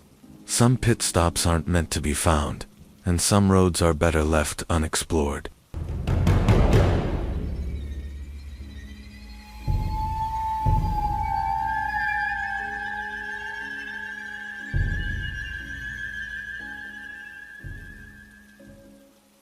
The journey to my sister's wedding was supposed to be straightforward, a scenic drive through the winding mountain roads of Colorado. I had planned to take my time, stopping at picturesque spots to enjoy the view and shake off the city stress. It was late afternoon when I spotted the sign, "Scenic Overlook, 1 mile ahead." The timing was perfect. The setting sun cast a warm glow over the peaks, and I couldn't resist the promise of a breathtaking view. I pulled into the small parking area, which was empty save for a dusty, beat-up station wagon parked near the edge. A narrow path led to a wooden platform that jutted out over the valley. offering a panoramic view of the sprawling forest below. The air was crisp, carrying the earthy scent of pine and moss. I stepped onto the platform, my footsteps echoing softly against the wooden planks. Leaning on the railing, I marveled at the beauty of the landscape, the distant mountains shrouded in mist. Spectacular, isn't it? The voice startled me. I turned to see a man standing a few feet away. He was tall and wiry, his face weathered and shadowed by a wide-brimmed hat. I hadn't heard him approach, and for a moment, I wondered how I had missed him entirely. "Yeah," I replied, trying to sound casual. "It's incredible." He nodded, his gaze fixed on the horizon. "This spot has a lot of history, you know, a place where people come to feel small against the vastness of nature." There was something unsettling about his tone, a strange weight to his words. I glanced at his hands, calloused and rough, like he'd spent a lifetime working outdoors. "You, traveling through?" he asked, his eyes shifting to meet mine. "Yeah, just heading to a family event," I said, keeping my voice light. "Thought I'd take a break and enjoy the view." He smiled faintly, though it didn't reach his eyes. "Be careful out here. These roads can be unpredictable." Before I could respond, he tipped his hat and walked back toward the parking lot, disappearing around the corner. Something about the encounter left me uneasy. Shrugging it off, I decided it was time to hit the road again. As I returned to my car, I noticed the station wagon was gone. The narrow mountain road wound through dense forest, the sun now dipping below the horizon. Shadows stretched across the pavement, and the isolation of the area began to weigh on me. Then, out of nowhere, my car sputtered. The engine coughed and died, leaving me coasting to a stop on the shoulder. I turned the key, but the engine wouldn't turn over. Frustration bubbled up as I tried again and again, only to be met with silence. I grabbed my phone, but of course, there was no signal. Stepping out of the car, I looked up and down the road. Nothing but trees and fading light. That was when I heard it. A faint rustling in the bushes. "Hello," I called out, my voice echoing in the stillness. The rustling stopped, replaced by an unnatural silence. Even the chirping of crickets seemed to fade. I backed toward my car, my heart pounding. As I reached for the door handle, a low sound emanated from the forest, a sound that sent a chill down my spine. I spun around, scanning the darkness, but saw nothing. The shadows seemed to shift, playing tricks on my eyes. Suddenly, headlights appeared in the distance. Relief flooded me as a vehicle approached, its engine rumbling. I stepped into the road, waving my arms to flag it down.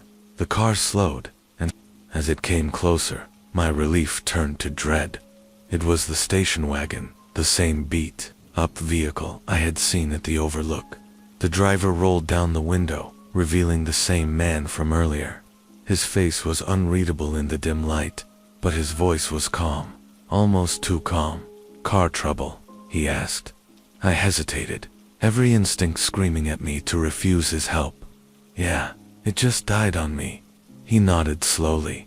"Hop in, I'll take you to the nearest town." I glanced back at my car, then at the dark forest. Staying here alone seemed like the worst option. Against my better judgment, I climbed into the passenger seat. The interior of the car smelled faintly of earth and something metallic. The man didn't speak as we drove, his focus on the road ahead. After a while, I couldn't help but notice the route. We weren't heading downhill toward the town, but further into the forest. "Are you sure this is the right way?" I asked, my voice tight. He didn't answer immediately. When he finally spoke, his tone was cryptic. "Sometimes the road takes you where you need to go, not where you want to." Panic began to creep in. The trees seemed to close in around us, their gnarled branches casting grotesque shadows. "Stop the car," I said, trying to keep my voice steady. "I'll walk back to the highway." He didn't respond, his hands gripping the wheel tightly. "Stop the car," I shouted, reaching for the door handle. But before I could open it, the car screeched to a halt. I was thrown forward, my seatbelt digging into my chest. When I looked up, the man was gone. The driver's seat was empty, the door hanging ajar. I scrambled out, the silence of the forest pressing down on me. The car's headlights illuminated a narrow trail leading deeper into the woods, and there, standing at the edge of the light, was the man. He smiled, his teeth unnaturally sharp in the glow of the headlights. "You should have stayed on the road." Before I could react, the shadows swallowed him, leaving me alone with the faint echo of his laughter. I ran. I don't know how long I sprinted through the forest, but eventually, I stumbled onto a paved road. A passing truck driver picked me up and took me to the nearest town. When I told him what had happened, he shook his head grimly. "A lot of strange things happen on these roads," he said. "Best to keep driving, no matter what." I still don't know who or what that man was, but I've learned my lesson. The scenic overlooks and detours may look inviting, but sometimes they lead to places you were never meant to find.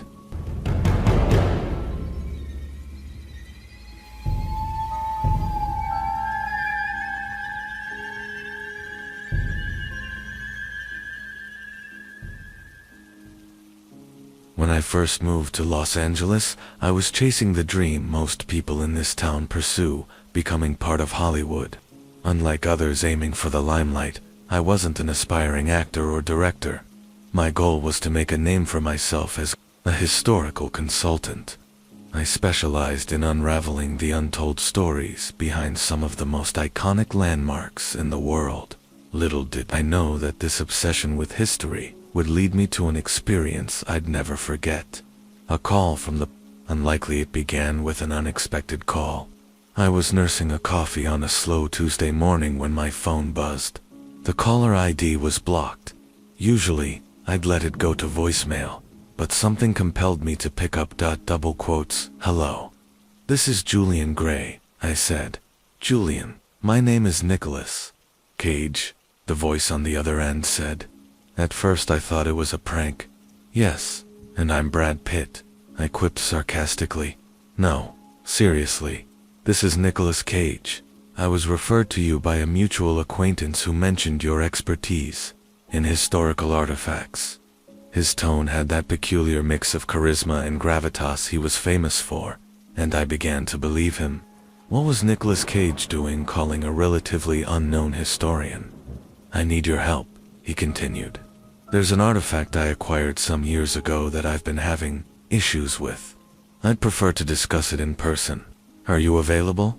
This evening, 1,000 questions raced through my mind, but curiosity won. "Sure," I replied. The mansion of mysteries. Later that evening, I drove up to his Beverly Hills mansion, which looked exactly as one might imagine. A Gothic masterpiece perched on a hill, bathed in the glow of strategically placed lights. The door was opened by Nicholas Cage himself, dressed in a casual linen shirt and jeans. He looked surprisingly approachable. "Thanks for coming, Julian," he said, leading me inside. The house was a museum of sorts, filled with rare artifacts and eclectic pieces, but one object stood out, a large, intricately carved wooden chest sitting in the center of the living room. "This is what I wanted to show you," Cage said, gesturing to the chest. The carvings were ancient, and the symbols resembled a mix of Celtic and early Christian motifs. "Where did you get this?" I asked, already fascinated. "I bought it at an auction about 10 years ago," he explained. "It was part of a private collection belonging to a 19th century archaeologist named Thomas Arkwright. Supposedly, this chest was recovered from a dig site in Ireland." He paused, his expression darkening. "Strange things started happening after I brought it home. At first, I thought it was just my imagination, but now, I'm not so sure." Unraveling the mystery intrigued, I asked for permission to examine the chest. Cage agreed, and I spent the next several hours documenting its details.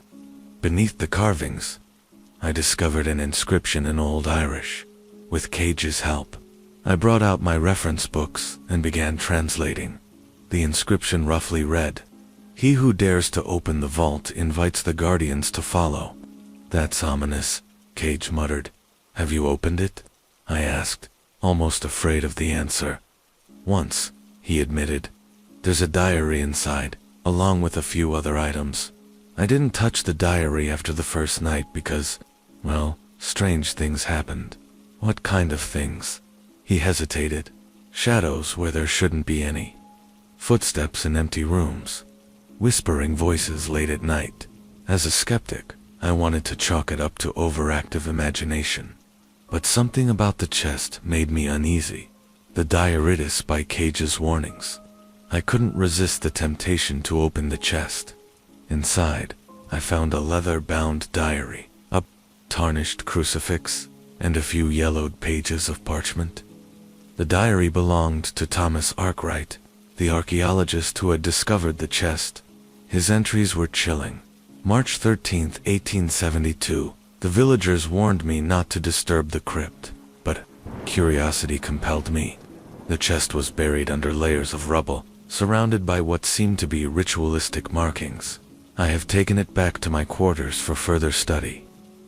April 1, 1872. Strange occurrences plague me. At night, I hear voices, though I am alone. My lamp flickers without cause. This chest, it is cursed. I fear I have unleashed something dreadful. The entries grew increasingly frantic until they abruptly stopped. That's when things got worse, Cage said as I shared the highlights. I started hearing the voices too. At first I thought it was a coincidence, but now I'm convinced. It's connected to the chest. The Guardians determined to get to the bottom of this. I reached out to a colleague specializing in Celtic folklore. They informed me about tales of guardians who protected sacred artifacts.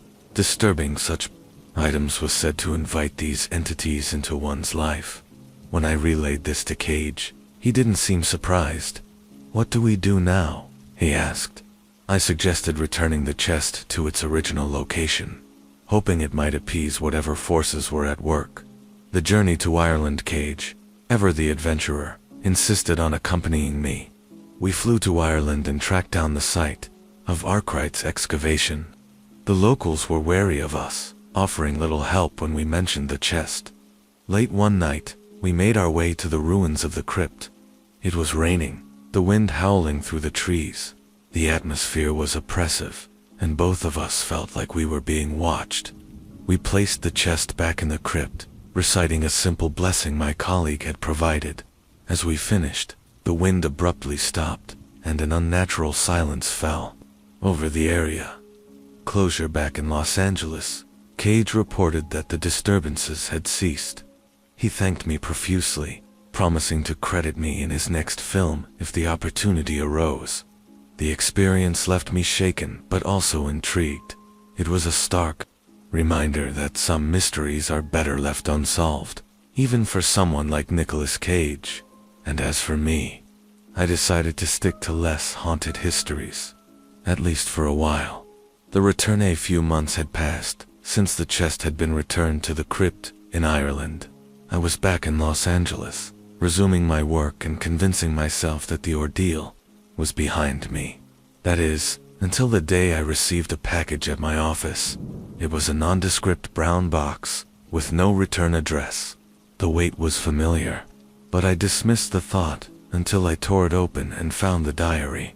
For a moment, my breath caught. I had left this in the chest, sealed away with the curse. How had it found its way back to me? A sticky note was attached to the cover, scrawled in messy handwriting. "It's not over." A desperate ply didn't have time to dwell on the diary, because, that evening, Nicolas Cage called. He sounded frantic. "Julian, it's happening again," he said, his voice barely above a whisper. "The voices, the shadows. I think it followed me." "Impossible," I replied, though my heart was racing. "We put everything back. We sealed it." "Maybe not everything," he said. "Julian, I need your help again, please." Something in his tone told me this wasn't just superstition. A dark revelation when I arrived at his mansion. Cage looked like a shadow of himself. He had dark circles under his eyes and was visibly shaken. I thought it was over, he said, pacing the room. But it started small, just faint whispers at night. Then objects began moving on their own. Last night, I saw something. What did you see? I asked, my voice low. A figure, tall, cloaked, standing in the corner of my room. It didn't move, but I felt its eyes on me. I felt a chill run down my spine. This was no longer just folklore. Cage gestured toward a side table where the tarnished crucifix from the chest lay. I think it's connected to this, he said. I hesitated before picking it up. The metal was unnaturally cold, and holding it sent a wave of unease through me. A forgotten detail, we reviewed everything that had transpired. It was then I remembered the diary. I think there's more to this than we realized, I said, showing him the journal that had mysteriously appeared on my desk. We began poring over the remaining pages, searching for anything we might have missed. Near the end, there was a passage that chilled me to the core. The guardians are relentless. Returning the artifact may not suffice, for once their mark is upon you, they will follow. Only through ritual and sacrifice can one hope to sever the bond. Neither of us wanted to consider what sacrifice might entail, but the word hung heavily in the air, the ritual desperate for answers. I reached out to my colleague in Celtic folklore again. After explaining the situation, they reluctantly shared a ritual that could potentially banish the guardians. It required an ancient incantation, a sacred space, and a personal offering from the afflicted, something deeply meaningful to them.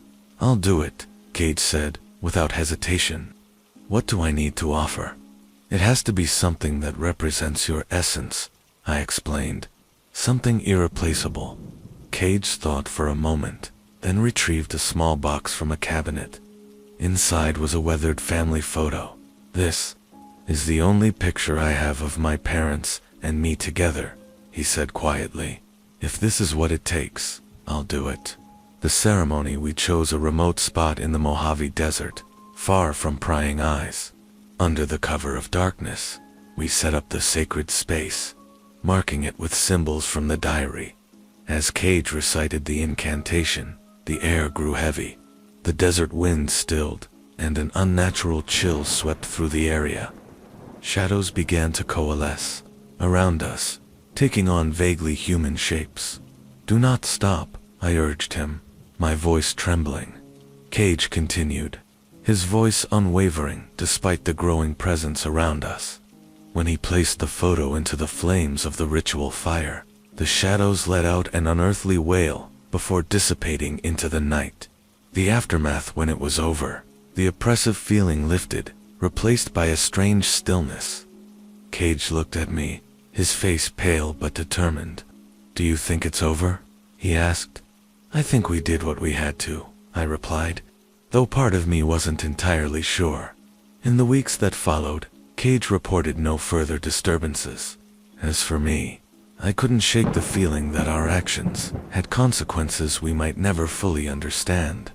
The diary and the crucifix were locked away in a secure vault, where I hoped they would remain undisturbed. But sometimes, late at night, I find myself glancing over my shoulder, wondering if the guardians are truly gone, or just waiting for their next opportunity.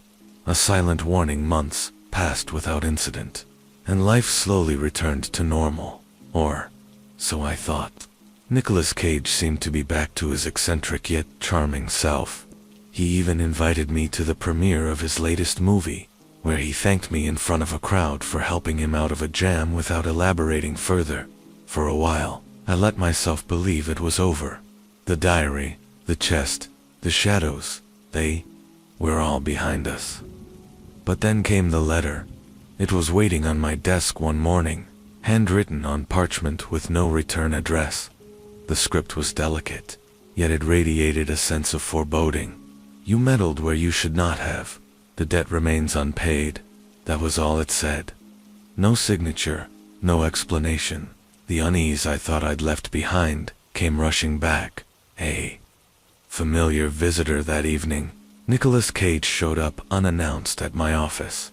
He looked composed, but held an undeniable air of tension. "I got one too," he said, handing me a nearly identical letter. His had an additional line, "The marked cannot run." "What do they mean by marked?" I asked, but Cage didn't answer right away. Instead, he rolled up his sleeve to reveal a faint but intricate symbol on his forearm. One I hadn't noticed before. "This appeared the night we performed the ritual," he explained. I didn't think much of it at first, but now, I checked my own arms instinctively. There was nothing. "Why you, and not me?" "I don't know," he said. "But it's clear that whatever we did wasn't enough." Seeking the source determined. To end this once and for all, we decided to delve deeper into the origins of the chest and its curse. We started by investigating Thomas Arkwright, the archaeologist who had discovered it. Old archives revealed a disturbing history. Arkwright hadn't simply stumbled upon the chest, he had desecrated an ancient burial ground in search of forbidden relics. The chest wasn't just a container, it was a seal, a prison meant to contain entities the ancient Celts feared and revered as gods. What was worse, Arkwright's journal hinted at a ritual he had started but never completed. Research led us to a reclusive historian in Dublin, Dr. Moira Keane, who specialized in Celtic curses. When we showed her the symbol on Cage's arm, her expression turned grave. "This is a mark of binding," she said. "It ties the bearer to the entities imprisoned within the chest. Returning the chest and performing a severance ritual can weaken the connection, but it cannot erase the mark entirely. Once bound, the soul is theirs to claim, unless, what?" Cage pressed. "Unless you destroy the chest completely," she said, her voice low. "But doing so will unleash the entities, and they will not be merciful." A risky plan faced with this grim choice, Cage and I debated our options. Destroying the chest was unthinkable. We couldn't risk unleashing something far worse upon the world, but neither could we leave things as they were, with Cage's life hanging by a thread. "There has to be another way," I insisted. Dr. Keane hesitated, then mentioned a forbidden ritual passed down through generations of Celtic priests. It was called the Rite of Absolution, a dangerous ceremony meant to erase the mark by confronting the entities directly. "The price is steep," she warned. "You will be tested, and if you fail, there will be no coming back." Cage didn't flinch. "Let's do it," he said. The final confrontation, we returned to Ireland once more, this time to the ruins of a monastery, where the rite of absolution was said to have been performed. The setting was stark and uninviting, with the crumbling walls casting long shadows under the moonlight. Dr. Keane guided us through the preparations, drawing ancient symbols on the ground and lighting a series of torches that flickered ominously. "In the night, you must step into the circle alone," she told Cage. "Whatever you see or hear, you must not leave the circle until the ritual is complete." "What happens if I do?" he asked. "You don't want to know," she replied. Cage nodded, his usual bravado tempered by the weight of what lay ahead. Facing the guardians as Cage entered the circle, the air grew heavy, and an unnatural darkness began to creep in from the edges of the ruins. I watched helplessly as shadows took form around him, their features indistinct but terrifying. They spoke in a language I couldn't understand, their voices overlapping in a cacophony that made my skin crawl. Cage stood his ground, clutching the crucifix tightly. At one point, he dropped to his knees, his face contorted in pain. "They're showing me things," he gasped. "Memories, regrets, everything I've ever feared. You must endure," Dr. Keane shouted, her voice cutting through the chaos. For what felt like hours, Cage remained in the circle, battling whatever horrors the guardians threw at him.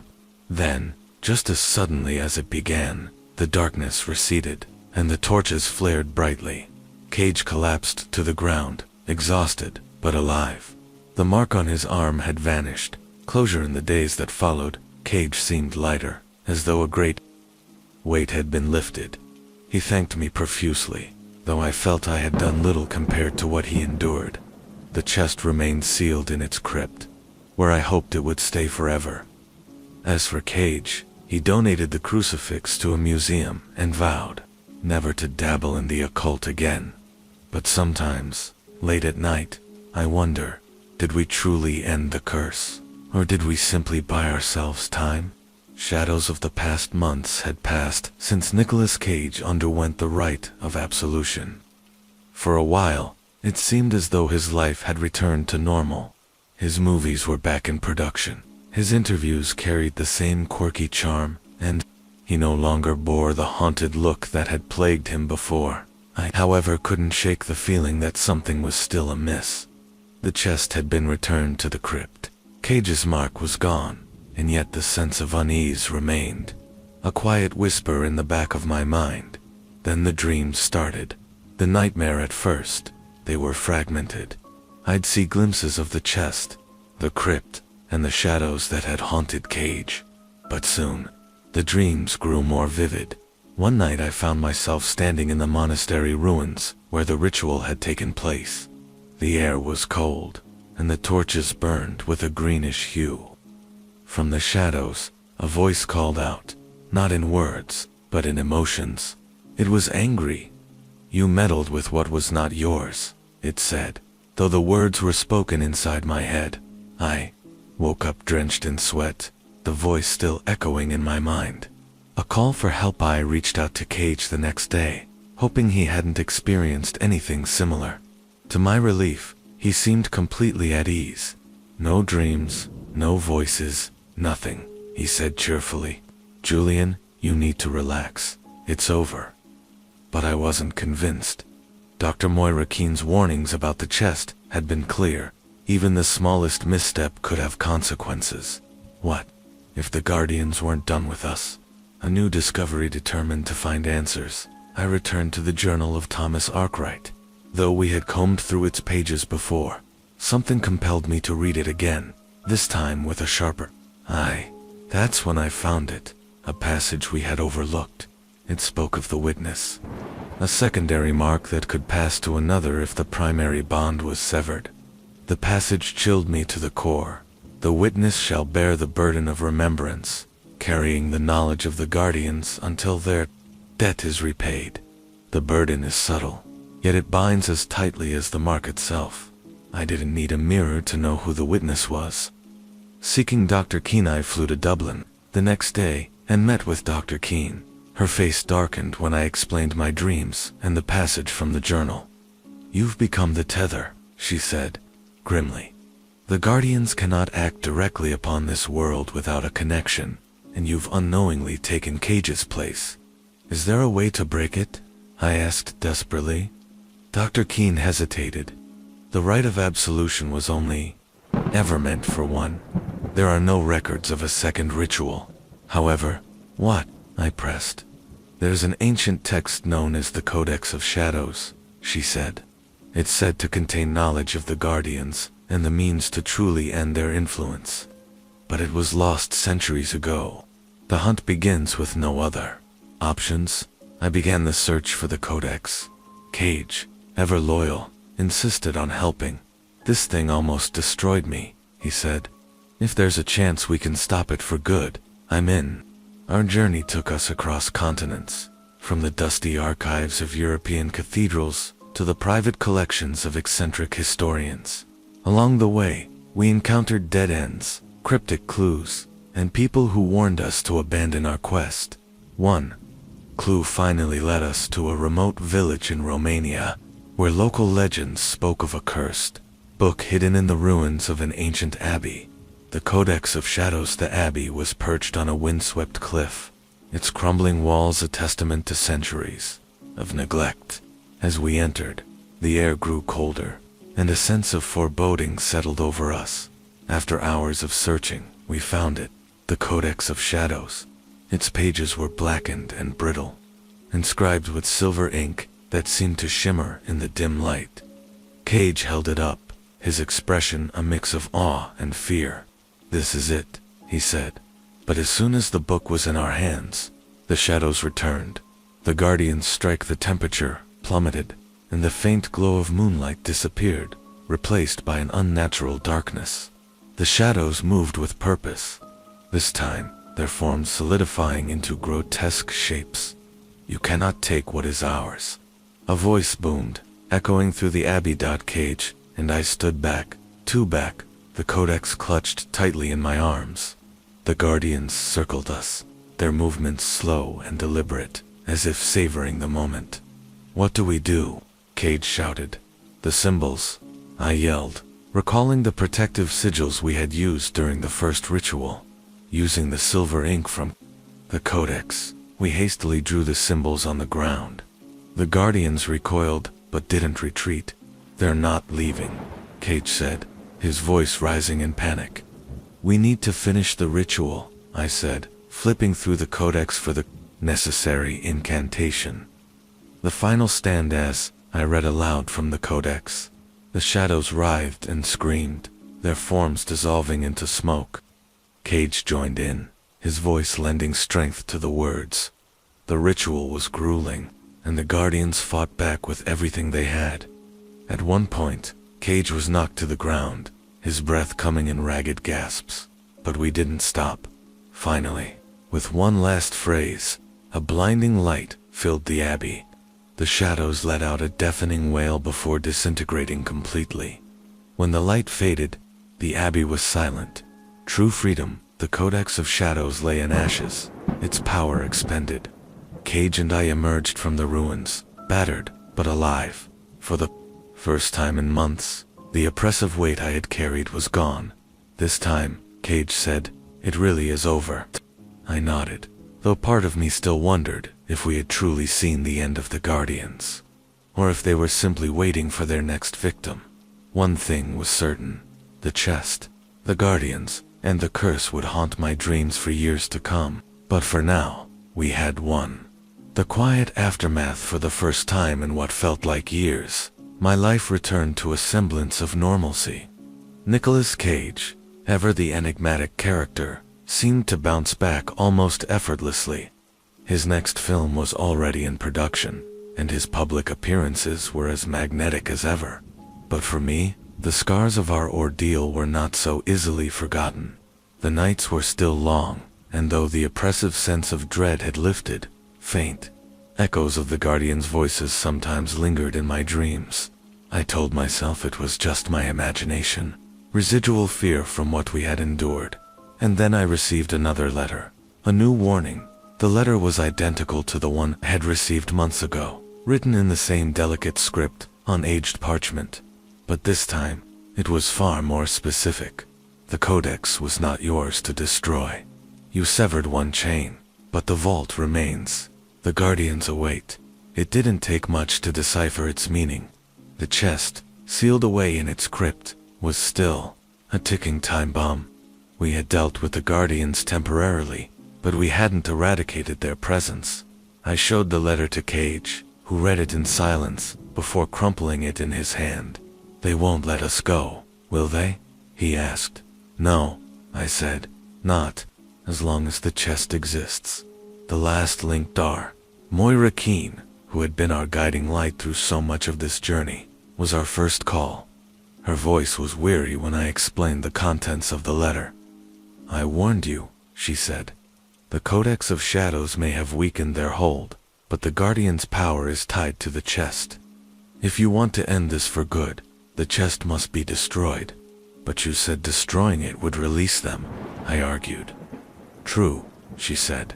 "But there's another way, an ancient rite that can dismantle the chest and banish the entities permanently. It's dangerous and requires great sacrifice, but it's your only chance." Preparing for the final battle, the rite was called the Ritual of Sundering, a ceremony that had only been attempted a handful of times throughout history. None of those attempts were well documented, and the outcomes were shrouded in mystery. Dr. Keene laid out the requirements. The ritual had to be performed at the site where the chest was first unearthed. A series of relics connected to the Guardians were needed to complete the circle of banishment. The final phase required the blood of those who had interacted with the chest as a binding agent to seal the ritual. It was a grim recipe, but we had no choice.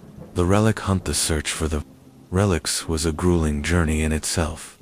Each item was tied to the myths surrounding the guardians. A dagger said to have been used in ancient sacrifices, a chalice that once held sacred offerings, and a gemstone carved with the guardian symbols. Cage and I traveled to remote locations across the globe to retrieve them. One was hidden in a forgotten temple in India, another buried deep beneath the Scottish Highlands. Each relic carried its own challenges, from cryptic riddles to physical dangers that tested our resolve. By the time we gathered the final piece, we were both physically and emotionally drained. Returning to the source, the final destination was the burial ground in Ireland where the chest had first been discovered. The site was desolate, overgrown with moss and vines, as if nature itself was trying to hide its shame. Dr. Keene met us there, along with a small team of assistants who had been briefed on the ritual. They were quiet, their expressions grim. Once we begin, there's no turning back, Keene reminded us. Cage gave a curt nod. Let's end this. The ritual of sundering the relics were placed in a precise formation around the chest, each one glowing faintly as they were activated. Keene chanted in a language that seemed older than time itself, her voice steady despite the growing tension in the air. As the ritual progressed, the chest began to shake violently, and the ground beneath us trembled. Dark smoke seeped from the cracks in the wood, coalescing into shapes that were all too familiar. The guardians had returned. The guardians' fury this time. They weren't just shadows. They had form and substance, grotesque, towering beings with features that defied comprehension. Their voices were a cacophony of anger and despair. "You dare defy us?" one roared, its eyes burning like embers. Cage stood his ground, holding the dagger tightly. "You don't scare me anymore," he said, though his voice wavered slightly. The guardians lashed out, but the circle of relics held them at bay. Keene continued chanting, her voice growing louder as the ritual reached its climax. The sacrifice, the final step, required blood. Cage and I both stepped forward, cutting our palms and letting our blood drip onto the chest. The wood hissed and smoked as the ritual took hold. The guardians screamed, their forms twisting and contorting as they were pulled toward the chest. The relics glowed brighter, their light consuming the darkness. Finally, with a deafening crack, the chest exploded into splinters, and the guardians vanished in a blinding flash of light. A price paid when the light faded. The site was silent. The relics had crumbled to dust, and the chest was no more. Cage and I were alive, but we both knew we had paid a price. The physical wounds would heal, but the memories would linger forever. Dr. Keene approached us, her expression a mixture of relief and sorrow. "It's done," she said. "The guardians are gone." But I couldn't help but wonder, had we truly ended the curse, or had we simply passed it on to another? The aftermath. Nicolas Cage went on to make more films, his eccentricity as captivating as ever. He rarely spoke of our ordeal, though I knew it weighed on him as heavily as it did on me. As for me, I returned to my quiet life, forever changed by the events I had witnessed. Sometimes, late at night, I thought I heard whispers, faint and fleeting, as if the guardians' echoes still lingered in the corners of the world. Perhaps some doors, once opened, can never truly be closed. A new chapter. Months turned into years, and life seemed to settle into a rhythm. Nicolas Cage continued his career, crafting roles that blended his unique charisma and the depth born from our shared ordeal. I returned to writing, pouring my experiences into stories that danced on the edge of fiction and reality. Yet, the weight of the chest, the ritual, and the guardians never entirely left me. The whispers that lingered in the shadows of my mind were faint but persistent. They spoke not in words but in emotions, anger, sadness, and, most chilling of all, curiosity. And then, one day, I received a visitor, an unexpected arrival. It was a rainy afternoon when the knock came. I opened the door to find a young woman standing there, drenched from the downpour. She held a leather satchel in one hand and a look of nervous determination in her eyes. "Are you Julian?" she asked. I nodded cautiously. "And you are?" "My name is Eliza," she said, stepping inside without waiting for an invitation. "I think you know something about the vault. The one tied to the chest." The words hit me like a punch to the gut. Eliza's story. Eliza explained that her grandfather had been an archaeologist, one of the original discoverers of the chest. He had kept meticulous records of his findings, but had never spoken of the chest itself, referring to it only as the relic. "He passed away recently," Eliza said, her voice trembling. "While sorting through his belongings, I found this." She opened her satchel and pulled out a weathered notebook. The cover was embossed with the same strange symbols we had seen on the chest and the Codex of Shadows. Inside were detailed notes about the vault, sketches of its construction, and references to something called the Nexus. The Nexus, according to the notebook, the Nexus was a focal point of energy, an ancient construct that predated even the Guardians. It was said to be the source of their power, the wellspring from which they drew their strength. If the Guardians are truly gone, then the Nexus should be dormant, Eliza said. "But I've seen signs that it's still active." "What kinda signs?" I asked. She hesitated, then pulled out her phone and showed me a video. The footage was grainy, but it clearly captured dark tendrils of smoke emanating from the ground in a forest. The location matched the sketches in her grandfather's notebook. "They're coming back," she said. Reluctant allies. I didn't want to believe her. After everything Cage and I had been through, I couldn't fathom diving back into the nightmare, but the evidence was undeniable, and the stakes were too high to ignore. Reluctantly, I agreed to help Eliza. Nicholas Cage, ever the thrill seeker, was harder to convince. "Julian, we ended this," he said when I called him. "Why risk it again? Because if we don't, it could start all over," I said. "This time, it might not stop with us." After a long pause, Cage sighed. "Fine. But if I get pulled into another dimension, you owe me dinner. A good one." The journey to the Nexus was hidden deep in the Black Forest of Germany, a place steeped in legends of spirits and curses. Eliza, Cage, and I made the journey together, armed with little more than the notebook and a handful of supplies. The forest was oppressive, its dense canopy blocking out most of the sunlight. Every step felt heavier than the last, as though the ground itself resisted our intrusion. We finally reached a clearing where ancient stone pillars jutted from the earth like broken teeth. At the center was a circular platform inscribed with runes that glowed faintly in the dim light. "This is it," Eliza whispered. Awakening the Nexus the moment we stepped onto the platform, the air grew colder. A low hum filled the clearing, rising in intensity as we moved closer to the center. Eliza placed the notebook on the platform and began reciting an incantation from its pages. The runes flared to life, their light pulsating in rhythm with the hum, and then the ground beneath us began to shake. The Guardians returned from the shadows of the forest. They emerged, shapes that were both familiar and alien. The Guardians were not fully formed this time, their bodies flickering like unstable holograms. But their presence was no less menacing. "You dare disturb the Nexus?" one hissed, its voice dripping with malice. "We're here to end this," I said, though my voice trembled. The Guardians laughed, a sound that echoed like shattering glass. "Fools. The Nexus cannot be destroyed, it is eternal." The final ritual. Eliza's grandfather's notes contained one final incantation, a desperate gambit to sever the Nexus from our world. But the ritual required something none of us were prepared for, the life force of those who initiated it. "You mean, one of us has to stay?" Eliza said, her voice breaking. Cage stepped forward without hesitation. "I'll do it." "No," I said. "You've done enough. This is my responsibility." But Eliza shook her head. It's my family's legacy.